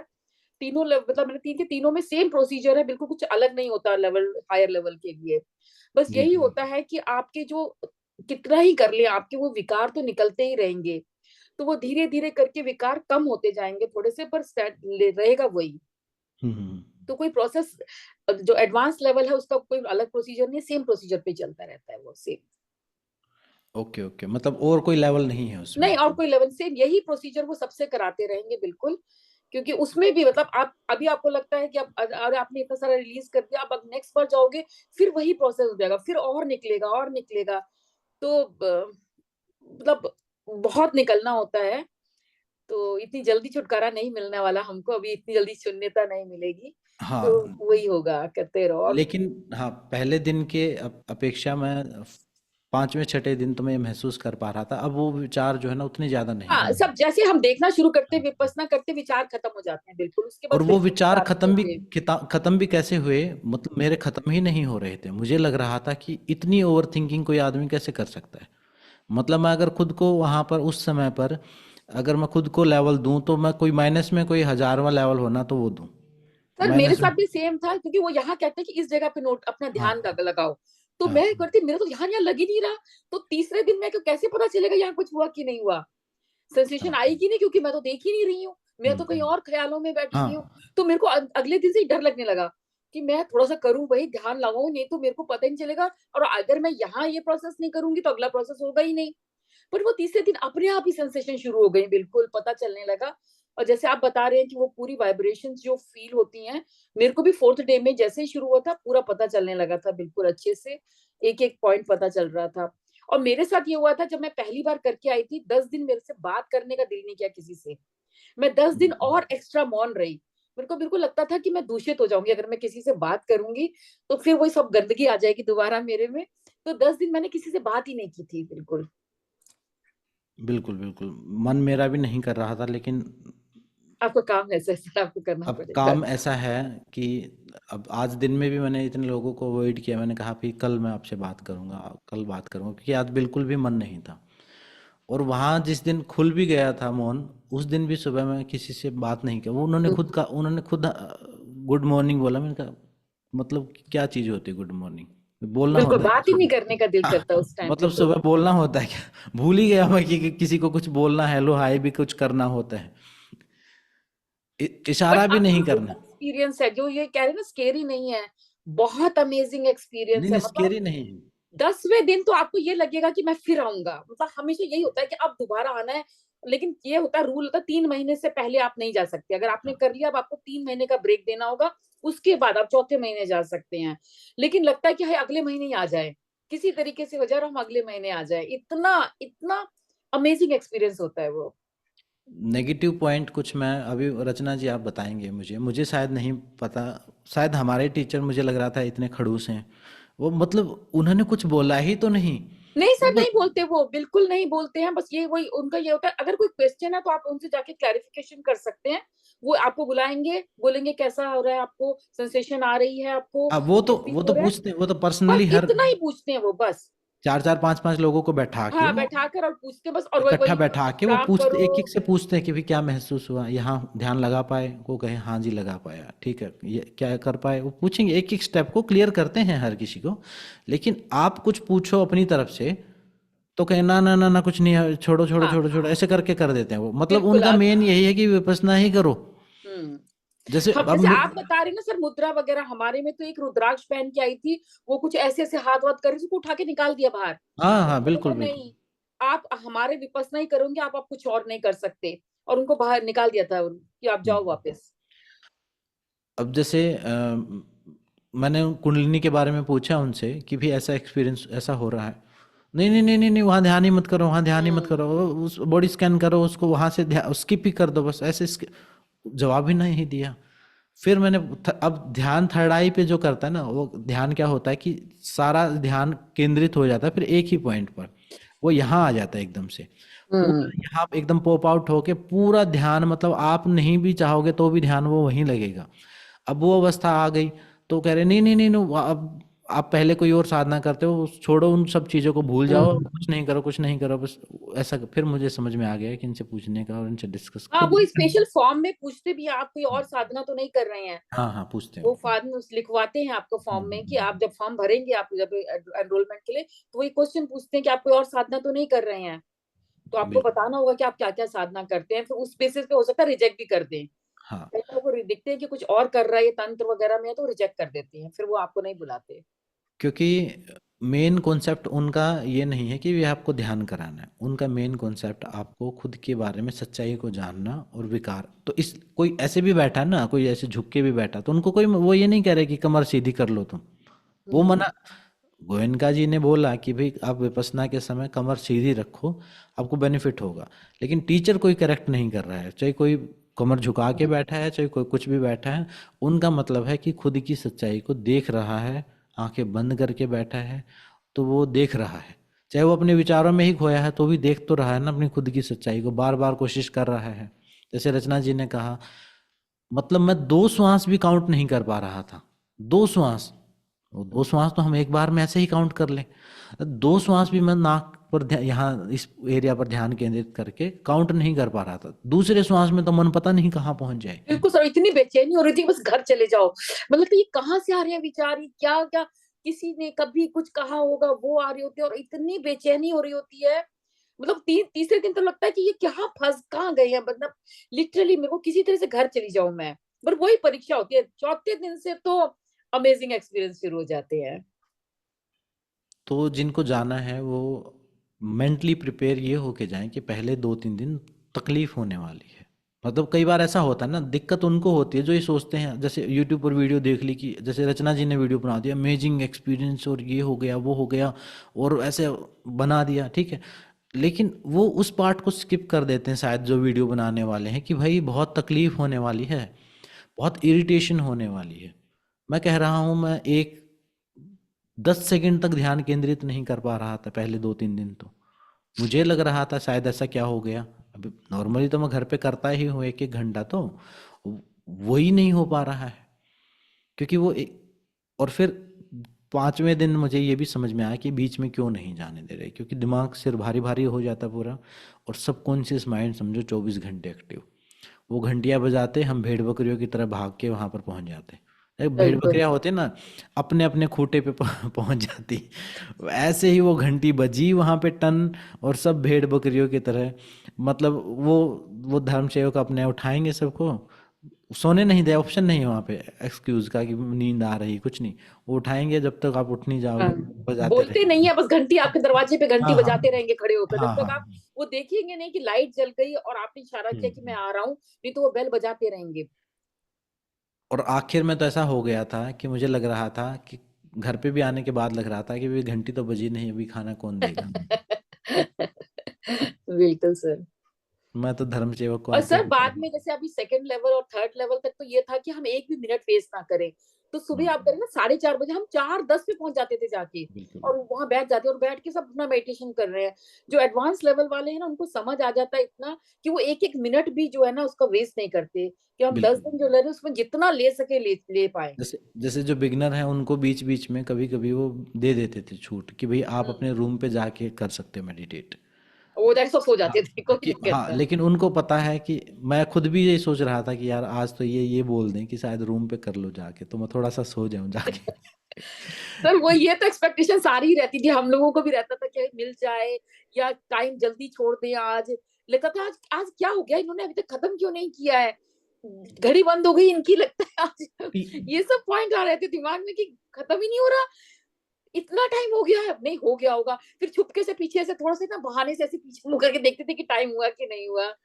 और बीच में आंखें खोल के थोड़ा सा देखो कि भाई जैसे आंखें बंद करके बैठे हैं तो मुझे लग रहा कि सारे लोग आराम से मौज कर रहे हैं और मैं ही ध्यान कर रहा हूँ। तो फिर मैं आंखें खोल के देखूं थोड़ा सा, सब चुप बैठे हैं। मतलब आदमी खुद भी रिलैक्स होना चाहे तो हो ना पाए। लेकिन नॉर्मली फिर मुझे समझ में आया ना कि ये पेन साइकोलॉजिकल, तो फिर मैंने अपनी बैक स्ट्रेट करके फिर मैंने आसन लगा दिया। मैंने कहा अब तो हो जाने दो पेन। और जब मैंने उस पेन को स्वीकार किया ना तभी वो खत्म हो गया। अगले दिन हम्म। हुआ ही नहीं। जब विचारों को नहीं रुक रहे थे तो फिर मैंने एक उनकी तरफ से तो कोई इलाज था नहीं, उन्होंने तो यही था कि भाई अपनी सच्चाई को देखना है। अब मेरी सच्चाई तो यही थी कि विचार चल रहे हैं। तो फिर मैंने यही स्वीकार किया कि भाई मेरी सच्चाई है कि ये विचार चल रहे हैं, चाहे ओवर थिंकिंग है, चाहे नेगेटिव थिंकिंग है, चाहे मेरे माइंड की करामात है, कल्पना है, चाहे ये विपස්සना का इफेक्ट है। अब मैं इसको स्वीकार करता हूँ और अब मैं इसको देखूंगा कि क्या सोच रहा हूँ मैं। जब मैंने ये कहा ना कि मैं अब देखूंगा कि मैं क्या सोच रहा हूँ, वो सारी थिंकिंग तुरंत बंद हो गई, तुरंत बंद हो गई। और फिर वो ध्यान अपने प्रोसेस में आ गया। फिर मेरे को ट्रिक मिल गई। जब भी विचार आए तो मैं कहूँ चलो कोई बात नहीं, आ जाओ, ठीक है, कोई बात नहीं। जैसे पुचकारते हैं ना, पहले मैं विचारों को भगा रहा था, फिर मैंने उनको पुचकार के कोई बात नहीं। और सुबह जो 4 बजे क्लास थी, तो उस पहली क्लास में मैंने तो उसको यूज किया विचारों के लिए। मैंने अपने माइंड को फ्री छोड़ दिया। मैंने कहा अभी कोई विपස්සना नहीं कर रहे। अपने माइंड को कहा कि अब जितना सोचना है सोच ले। और जैसे ही फ्री किया 2 4 5 मिनट में वापस शांत हो गया। तो विचारों से भागना नहीं, वही उनके जैसे ही समता का भाव आया। जब मैं उनसे द्वेष के भाव में था कि ये क्यों हो रहे हैं, क्यों हो रहे हैं, वो बढ़ते जा रहे थे। जब मैंने उनको स्वीकार कर लिया कि ये एक पार्ट ऑफ प्रोसेस है और ये मेरे माइंड माइंड का काम है सोचना, इसको स्वीकार करके अब मैं देखता हूँ वो खत्म हो गई जल्दी। तो समभाव को साधना जो है वो विपස්සना है। जो जाए थोड़ा सा। सर एक और एडवाइस देना चाहूंगी मैं, नियर बाय मत लेना कभी भी। हम्म, क्योंकि नियर बाय लोगे ना तो आपको लगता है कि हाँ भाग जाओ, घर पास में है, घर पहुंच जाओ। लेकिन अगर आप दूर हैं तो आपका पता को टिकट बुक करनी है तो आप बैठे रहोगे वहां पर। ये बात तो तो मैं हमेशा दूर रहती हूँ। मैंने वहां पर पहले एक सोना मेरा में तो खैर लिया था। नियर बाय ही था, मेरा तो 20 किलोमीटर ही मैं घर से बोध गया लिया, अभी मैंने इगतपुरी लिया, कि कुछ भी हो तो आप फंसे हुए हो, आपको पता है कि अब मेरे को वापस जाने के लिए मेरी टिकट बुक है, जिस दिन मेरा रिटर्न है, बीच में मैं कहीं जा नहीं सकूंगी, तो आप जबरदस्ती बैठे रहोगे वहां पर। तो अगर आपकी विल पावर कम है, आपको लगता है कि आप हाँ, भाग तो दूर जाओगे, खुद दूर को ले लो। फंसा दो कहीं ऐसी जगह। 75 सेंटर्स हैं पूरी इंडिया में, और बहुत सुंदर सुंदर जगह है। सिक्किम में है, जयपुर में है, इगतपुरी में है, अजमेर में है। मतलब आप देख सकते हो सेंटर कहाँ कहाँ है, सब जगह है। तो कहीं दूर ले लो थोड़ा सा, जहां से आपको ट्रेन में टिकट बुक करनी पड़े, सो दैट आप वापस ना हो भाग के। उनकी सबसे प्यारी बात मुझे ये लगी कि वो अपने रंग में ढालने की कोशिश नहीं करते आपको। वो बिल्कुल। कहते नहीं, वो ये नहीं कहते कि भाई आप ये फॉलो करो वो करो, वो कुछ नहीं, वो हर चीज़ का मतलब आपको बता देते हैं। वो ना ये कहते कि हमसे जुड़ जाओ हमारे साथ, वो ये कहते कि भाई करना है तो मोस्ट वेलकम है। और भाई हमारा काम है सत्य को बताना, ठीक है। और चाहे हिंदू हो, मुसलमान हो, जिसको भी जो तुम मानते हो मानते रहो, कोई प्रॉब्लम नहीं है। तुम सत्य को जान लो कि धर्म का मतलब होता है ये, और ये शील होते हैं, ये समाधि होती है, ये प्रज्ञा होती है। और सिर्फ ज्ञान से, थ्योरी से, अगर कुछ जैसे 3 टाइप की जो प्रज्ञा होती है ना, उसमें एक है श्रुत प्रज्ञा, एक है चिंतन प्रज्ञा, और एक होता है भावना प्रज्ञा। तो उन्होंने कहा कि जैसे अच्छी बातें हम सुन लेते हैं, सुन के अच्छा लगता है, कथा कहानियाँ हम सुन लेते हैं, अच्छा लगता है, लेकिन उससे किसी के जीवन में परिवर्तन हुआ है सुन के? श्रुत प्रज्ञा जो है वो आप इंटरेस्ट क्रिएट कर सकते हैं। जैसे अभी आपकी ये जो आपने जो अभी की हमने बताई, तो ये श्रुत प्रज्ञा हो गई, मतलब एक बुद्धि जागृत तो हो गई आपकी, लेकिन सुनने के लेवल पर थी। ये इंस्पिरेशन आपको दे सकती है लेकिन कुछ कर नहीं सकती। फिर एक दूसरी होती चिंतन प्रज्ञा, कि फिर आप इस बात पर चिंतन करोगे कि यार जाना चाहिए, ये तो सच में ही विकार ऐसे हैं और सच में ही हम एक लूप में फंसे हुए हैं। फिर कुछ करते हैं, फिर वापस उसी पॉइंट पर पहुंच जाते हैं, फिर कुछ करते हैं, कभी इसकी शरण में जा रहे हैं, कभी उसकी शरण में जा रहे हैं, कभी ये कर रहे हैं, कभी वो कर रहे हैं, फिर वहीं पर खुद को थोड़े दिन बाद वहीं पर पा रहे हैं। तो आपने चिंतन किया कि मतलब आपको इस चीज़ पर काम करना चाहिए, अपने विकारों पर सच में ही काम करना चाहिए, इस कॉन्सेप्ट को समझना चाहिए। तो ये हुई चिंतन प्रज्ञा, लेकिन इसका भी असर श्रुत प्रज्ञा से ज़्यादा है, लेकिन इलाज ये भी नहीं है। उन्होंने सबसे श्रेष्ठ बताया भावना प्रज्ञा, कि भावना प्रज्ञा का मतलब है कि अब आपको समझ में आ गया है, अब उस कॉन्सेप्ट को जैसा मर्जी करके सीखना है या समझना है या अप्लाई करना है या उस सच को जान के अपने ऊपर काम करना है। और ये भी एक्सेप्ट करना है कि पहले दिन नहीं होगा मेरे से, मतलब मैं बिगनर हूँ इस मामले में। जैसे मैं मान लो मैं जी योगाचार्य हूँ और मैं तो इतने साल से कर रहा हूँ और मैं तो ये कर दूँ वो कर दूँ। मैं तो बिल्कुल जीरो होके गया था वहाँ पर, मुझे नहीं पता कुछ भी, ना मैंने किसी को कुछ बताया था कि मैं क्या करता हूँ क्या नहीं करता हूँ। हालांकि वो बाद में अब वो उन विपश्यना वालों के भी ये फ़ोन आ रहे हैं बीच में। अब उनको जब पता चला कि भाई वो डिस्कस कर रहे थे बातें, तो वो सारे अब मेरे को छोड़ नहीं रहे। वो वहाँ पे बातें, वो पूरा एक ग्रुप ही बन गया। 12-1 बजे तक नहीं सोने दिया लास्ट डे तो उन्होंने मेरे को। तो फिर वो एक्सपीरियंस, अच्छा उसके बाद क्या होगा, फिर थोड़ी बहुत योग की बातें मैं बता दी, अपनी हीलिंग वीलिंग की बातें हो गई। वो ऐसी सारी चमत्कारिक सी बातों में फंस गए फिर वो। और फिर वो मतलब वो एक ग्रुप, अच्छा एक ग्रुप बन गया। तो उन्होंने कहा कि नेक्स्ट रिट्रीट में हम आपके साथ आएंगे। तो हमारा जो हीलिंग वाला रास्ता वो ठीक है, लेकिन एक सत्य का जो पालन करना और जो सच है, जो सच है, ये जो आनापान जो साधना है, ये मैंने प्रैक्टिस करी थी 2014 में, 2014 में ये शुरू की थी मैंने। तो उसके बाद मैंने काफ़ी अपनी उसमें बहुत प्रोग्रेस पाई थी आनापान से, श्वास पर ध्यान से। और उसको मैं कैसे करता था, मैंने शुरू की थी 2 मिनट से, 2 मिनट से, मतलब उसमें बताया था कि 1 घंटा करो या आधा घंटा करो, लेकिन मैंने शुरू की थी 2 मिनट, कि 2 मिनट श्वास पर ध्यान करूंगा मैं। बस अलार्म लगाता था, टोटल 2 मिनट, ऐसा नहीं कि 2-2 मिनट करके। जैसे आज करना है तो 2 ही मिनट करना है मुझे, फिर कल भी मैं 2 मिनट ही करूंगा। जब मेरा 2 मिनट होना शुरू हो गया, फिर मैंने कहा अब 3 मिनट करते हैं। ऐसे कर करके मैं साधना को 1 घंटे तक लेके गया था। और उस जिन दिनों मैंने ये आनापान वाली साधना की थी, अवेयरनेस लेवल पूरे, मतलब नींद बहुत थोड़ी हो गई थी, पूरे दिन अलर्टनेस ऐसे रहती थी। जैसे कॉफ़ी पीने के बाद हो जाता है ना, दिमाग एकदम चंट रहता है, एकदम ऐसे जैसे नशे में है आदमी, एकदम चंट, एकदम वो हरियाणवी में चोटी खड़ी रहेगी एकदम से, मतलब ऐसे एंटीना सा दिमाग, क्योंकि अलर्टनेस इतनी ज़्यादा बढ़ गई। तो वो नहीं तो और कुछ नहीं हो पाए ना आपसे। तो वो मैं क्लासेस में भी अभी जैसे जो मॉर्निंग क्लास होंगी उसमें कराऊंगा मैं। तो ये मस्ट है, क्योंकि इसके बिना जो है ना समाधान है नहीं। हम क्या करते हैं, हम खूंटी पर लटकना चाहते हैं, हम खूंटी पर लटकना चाहते हैं किसी भगवान की, हम खूंटी पर लटकना चाहते हैं किसी गुरु की, हम खूंटी पर लटकना चाहते हैं किसी किसी भी आलम्बन की, किसी और की। भाई अब हम तो लटक गए, हमने तो ये गीता के इतने पाठ कर दिए जी, हमने तो ये अनुष्ठान कर दिया, हमने तो ये कथा सुन ली, अब वो जाने, या अब हमने इस गुरु का नाम ले लिया, अब हम इनसे जुड़ गए, वो जाने। ये सत्य का मार्ग नहीं है। देखो झूठ का, क्योंकि आप सब जो मेरे सामने बैठे हो, ये सब मेरे, मतलब मेरे आप कोई क्लाइंट्स नहीं मानता मैं आपको, मैं अपना साधना के पार्टनर ही मानता हूँ। तो मैं आपको ये सच बता रहा हूँ, ये बिल्कुल फेक और स्कैम चीज़ है।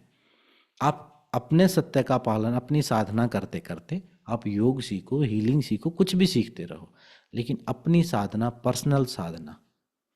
तो आगे की जो भी हमारी क्लासेज होंगी या जो भी होगा, तो उसमें मैं मेरा उद्देश्य ये है, आप सब अपनी अपनी साधना में लग जाओ।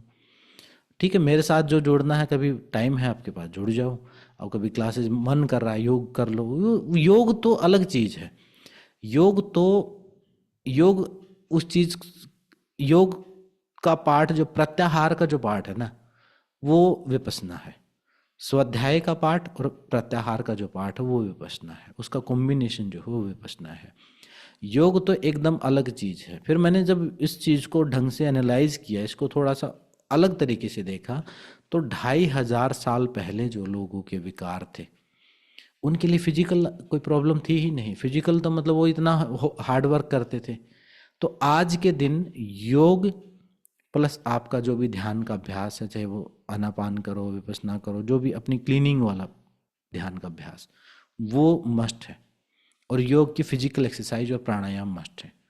अगर सिर्फ विपश्यना में ही पड़ गए और योग करना छोड़ दिया, तो मुझे जो लगता है वो आज के मनुष्य के लिए वो उपयुक्त चीज़ नहीं है। ये बात ठीक है रचना जी। अब कई लोग जो हैं उसमें वहाँ पर आए हुए थे जो सिर्फ विपश्यना कर रहे हैं, मतलब मुझे ये लग रहा है, और उनकी बैकबोन बैठ बैठ के ऐसी ही हो गई है, तो अब उनको बैक प्रॉब्लम होनी ही है। तो एक हमें ना एक सम्यक सोच रखनी है कि ये साधना है, चाहे वो विपश्यना है या जो भी ध्यान विधि हम कर रहे हैं, ध्यान विधि जो भी हम कर रहे हैं, विपश्यना दुखों से मुक्ति है। इसके अलावा तो योग में भी बहुत सारी ध्यान की विधियां दी हुई हैं। ओम का चैंट, ओम की चैंट करने से ही ध्यान लग जाता है। परमात्मा को पाना है तो सीधा ओम ही कर दो, वो कुछ करने की जरूरत नहीं। आप ओम की चैंटिंग करो, मैं गारंटी देता हूँ आप ध्यान में चले जाओगे, 2-3 महीने कर लोगे तो समाधि में चले जाओगे। कुछ नहीं, ओम ही बैठ के बस ओम ओम करते, ओम की चैंटिंग लंबी करते रहो। लेकिन मैं ये कह रहा हूँ कि जब आप ओम से उठोगे तो क्या तब दुख मुक्त होगे आप? 1 घंटा आप समाधि में हो, 2 घंटे समाधि में हो, दुख मुक्त हो, आनंद की अवस्था में हो। लेकिन क्या जब आनंद की अवस्था से बाहर आए तब आप सम अवस्था में हो? वो विपश्यना से आएगी, वो श्वास पर ध्यान से आएगी। तो ये जो, जैसे एक स्कूल में तो सब क्लास में बैठे हैं, डिसिप्लिन में बैठे हैं, लेकिन असली असली पढ़ाई तो वो है ना जब वो घर पे आके क्या रिएक्ट कर रहा है बच्चा। तो वो काम, इसलिए मैं ये चाह रहा हूँ कि अभी आगे आने वाली क्लासेस में इस प्रैक्टिस को हम ऐड करें, क्योंकि अब 10 दिन कौन कब निकाल पाएगा वो तो भगवान भरोसे है। लेकिन जितनी हो सकेगी हम अपनी क्लासेस में इस चीज़ को ऐड कर देंगे। और गोयनका जी ने भी यही कहा है कि इसको जितना लेवल पर आप खुद कर सको, हालांकि वो कहते हैं कि 2 घंटे हर रोज़ करो, मैं ये कहता हूँ 2 घंटे नहीं करो, आधा घंटा भी कर लो, डेली कर लो, आधा घंटा भी या 1 घंटा भी कर लो, या अपनी योग की क्लास के एंड में ही हम इस पार्ट को ऐड कर दें तो वो भी काफ़ी हो जाएगा। तो इसको हम अब जो ग्रुप नेक्स्ट शुरू करेंगे 1-2 दिन में, तो उस ग्रुप में इसको हम पार्ट रखेंगे मेडिटेशन का, क्योंकि और चीज़ें तो बहुत सारी हमने कर ली है ना, इस चीज़ को भी हम एक्सपीरियंस कर लेंगे। और फिर हमारे लिए तो, मेरे लिए तो एक रिसर्च वर्क भी है। अब मान लो मैं अपने ऊपर काम करूं, तो अब मान लो 30 लोगों पर मैं काम कर रहा हूं, तो मुझे पता चल रहा है कि इस चीज़ का क्या इफेक्ट आ रहा है, तो उस चीज़ का एक रिसर्च भी हो जाएगा। ठीक है ना। और योग में भी इस चीज़ को हम देखते हैं तो प्रत्याहार की स्टेज है और ये स्वाध्याय की स्टेज है। तो ये मेरा विपश्यना का एक्सपीरियंस था। एक अच्छा ग्रुप तैयार हो गया है नेक्स्ट रिट्रीट के लिए भी, वहाँ पे वो बोल रहे थे, और दिल्ली से ही हैं ज़्यादातर लोग, तो इधर से भी हैं कुछ, तो वो कह रहे थे कि हम आपको नेक्स्ट रिट्रीट में कोई भी होगी तो उसमें ज्वाइन करेंगे। कुछ वीडियो मैं आपसे मांगी थी, तो मैंने, अब मैं फ़ोन में, मेन फ़ोन तो मेरा घर पे था, मैं सेकेंडरी एक फ़ोन लेके गया हुआ था वहाँ पर, तो वो फ़ोन उसमें थी नहीं वीडियो। जब मैंने उनको वीडियो वगैरह दिखाई, उन्होंने कहा कि ये तो बड़ा इंटरेस्टिंग लग रहा है। मैंने कहा ये एक अलग लेवल की चीज़ है, ये डिवाइन लेवल की चीज़, ये संसारिक लेवल की चीज़ नहीं है। और रियल में अब की बार जो हमारा जो ग्रुप था वो एक अलग ही डिवाइन गाइडेंस के अंडर में ही वो सारी चीज़ हुई है। मेरे ख्याल से आप सबका आना, सब कौन कौन वहाँ पर आना, सब डिसाइडेड था, ऑलरेडी डिसाइडेड था, और वो भूमिका शायद आप सबने तैयार ही की है, कोई एक्सीडेंटल नहीं आया वहाँ पे। तो वो एक अलग ही एक्सपीरियंस था। और अब की बार जो आगे की जो रिट्रीट या कुछ भी होगा तो उसको हम एक थीम बेस अब रखेंगे कि अभी जो हमने किया उससे नेक्स्ट लेवल अगली रिट्रीट में हम करेंगे, वो चीज़ रिपीट ना हो कि उससे नेक्स्ट लेवल हम करेंगे, तो वो हम जल्दी ही प्लान करेंगे। तो अभी एक छोटा सा मेडिटेशन हम करते हैं। जो मेडिटेशन करना चाहते हैं वो वीडियो ऑन कर लो, और जो भी आपकी धूप अगरबत्ती है उसको आप कैमरा में रख दो सामने, इस टाइप से रख दो कि वो आपको दिख जाए, ताकि इसको थोड़ा हीलिंग एनर्जी से चार्ज किया जाए इसके, क्योंकि पूर्णिमा भी है आज, है ना।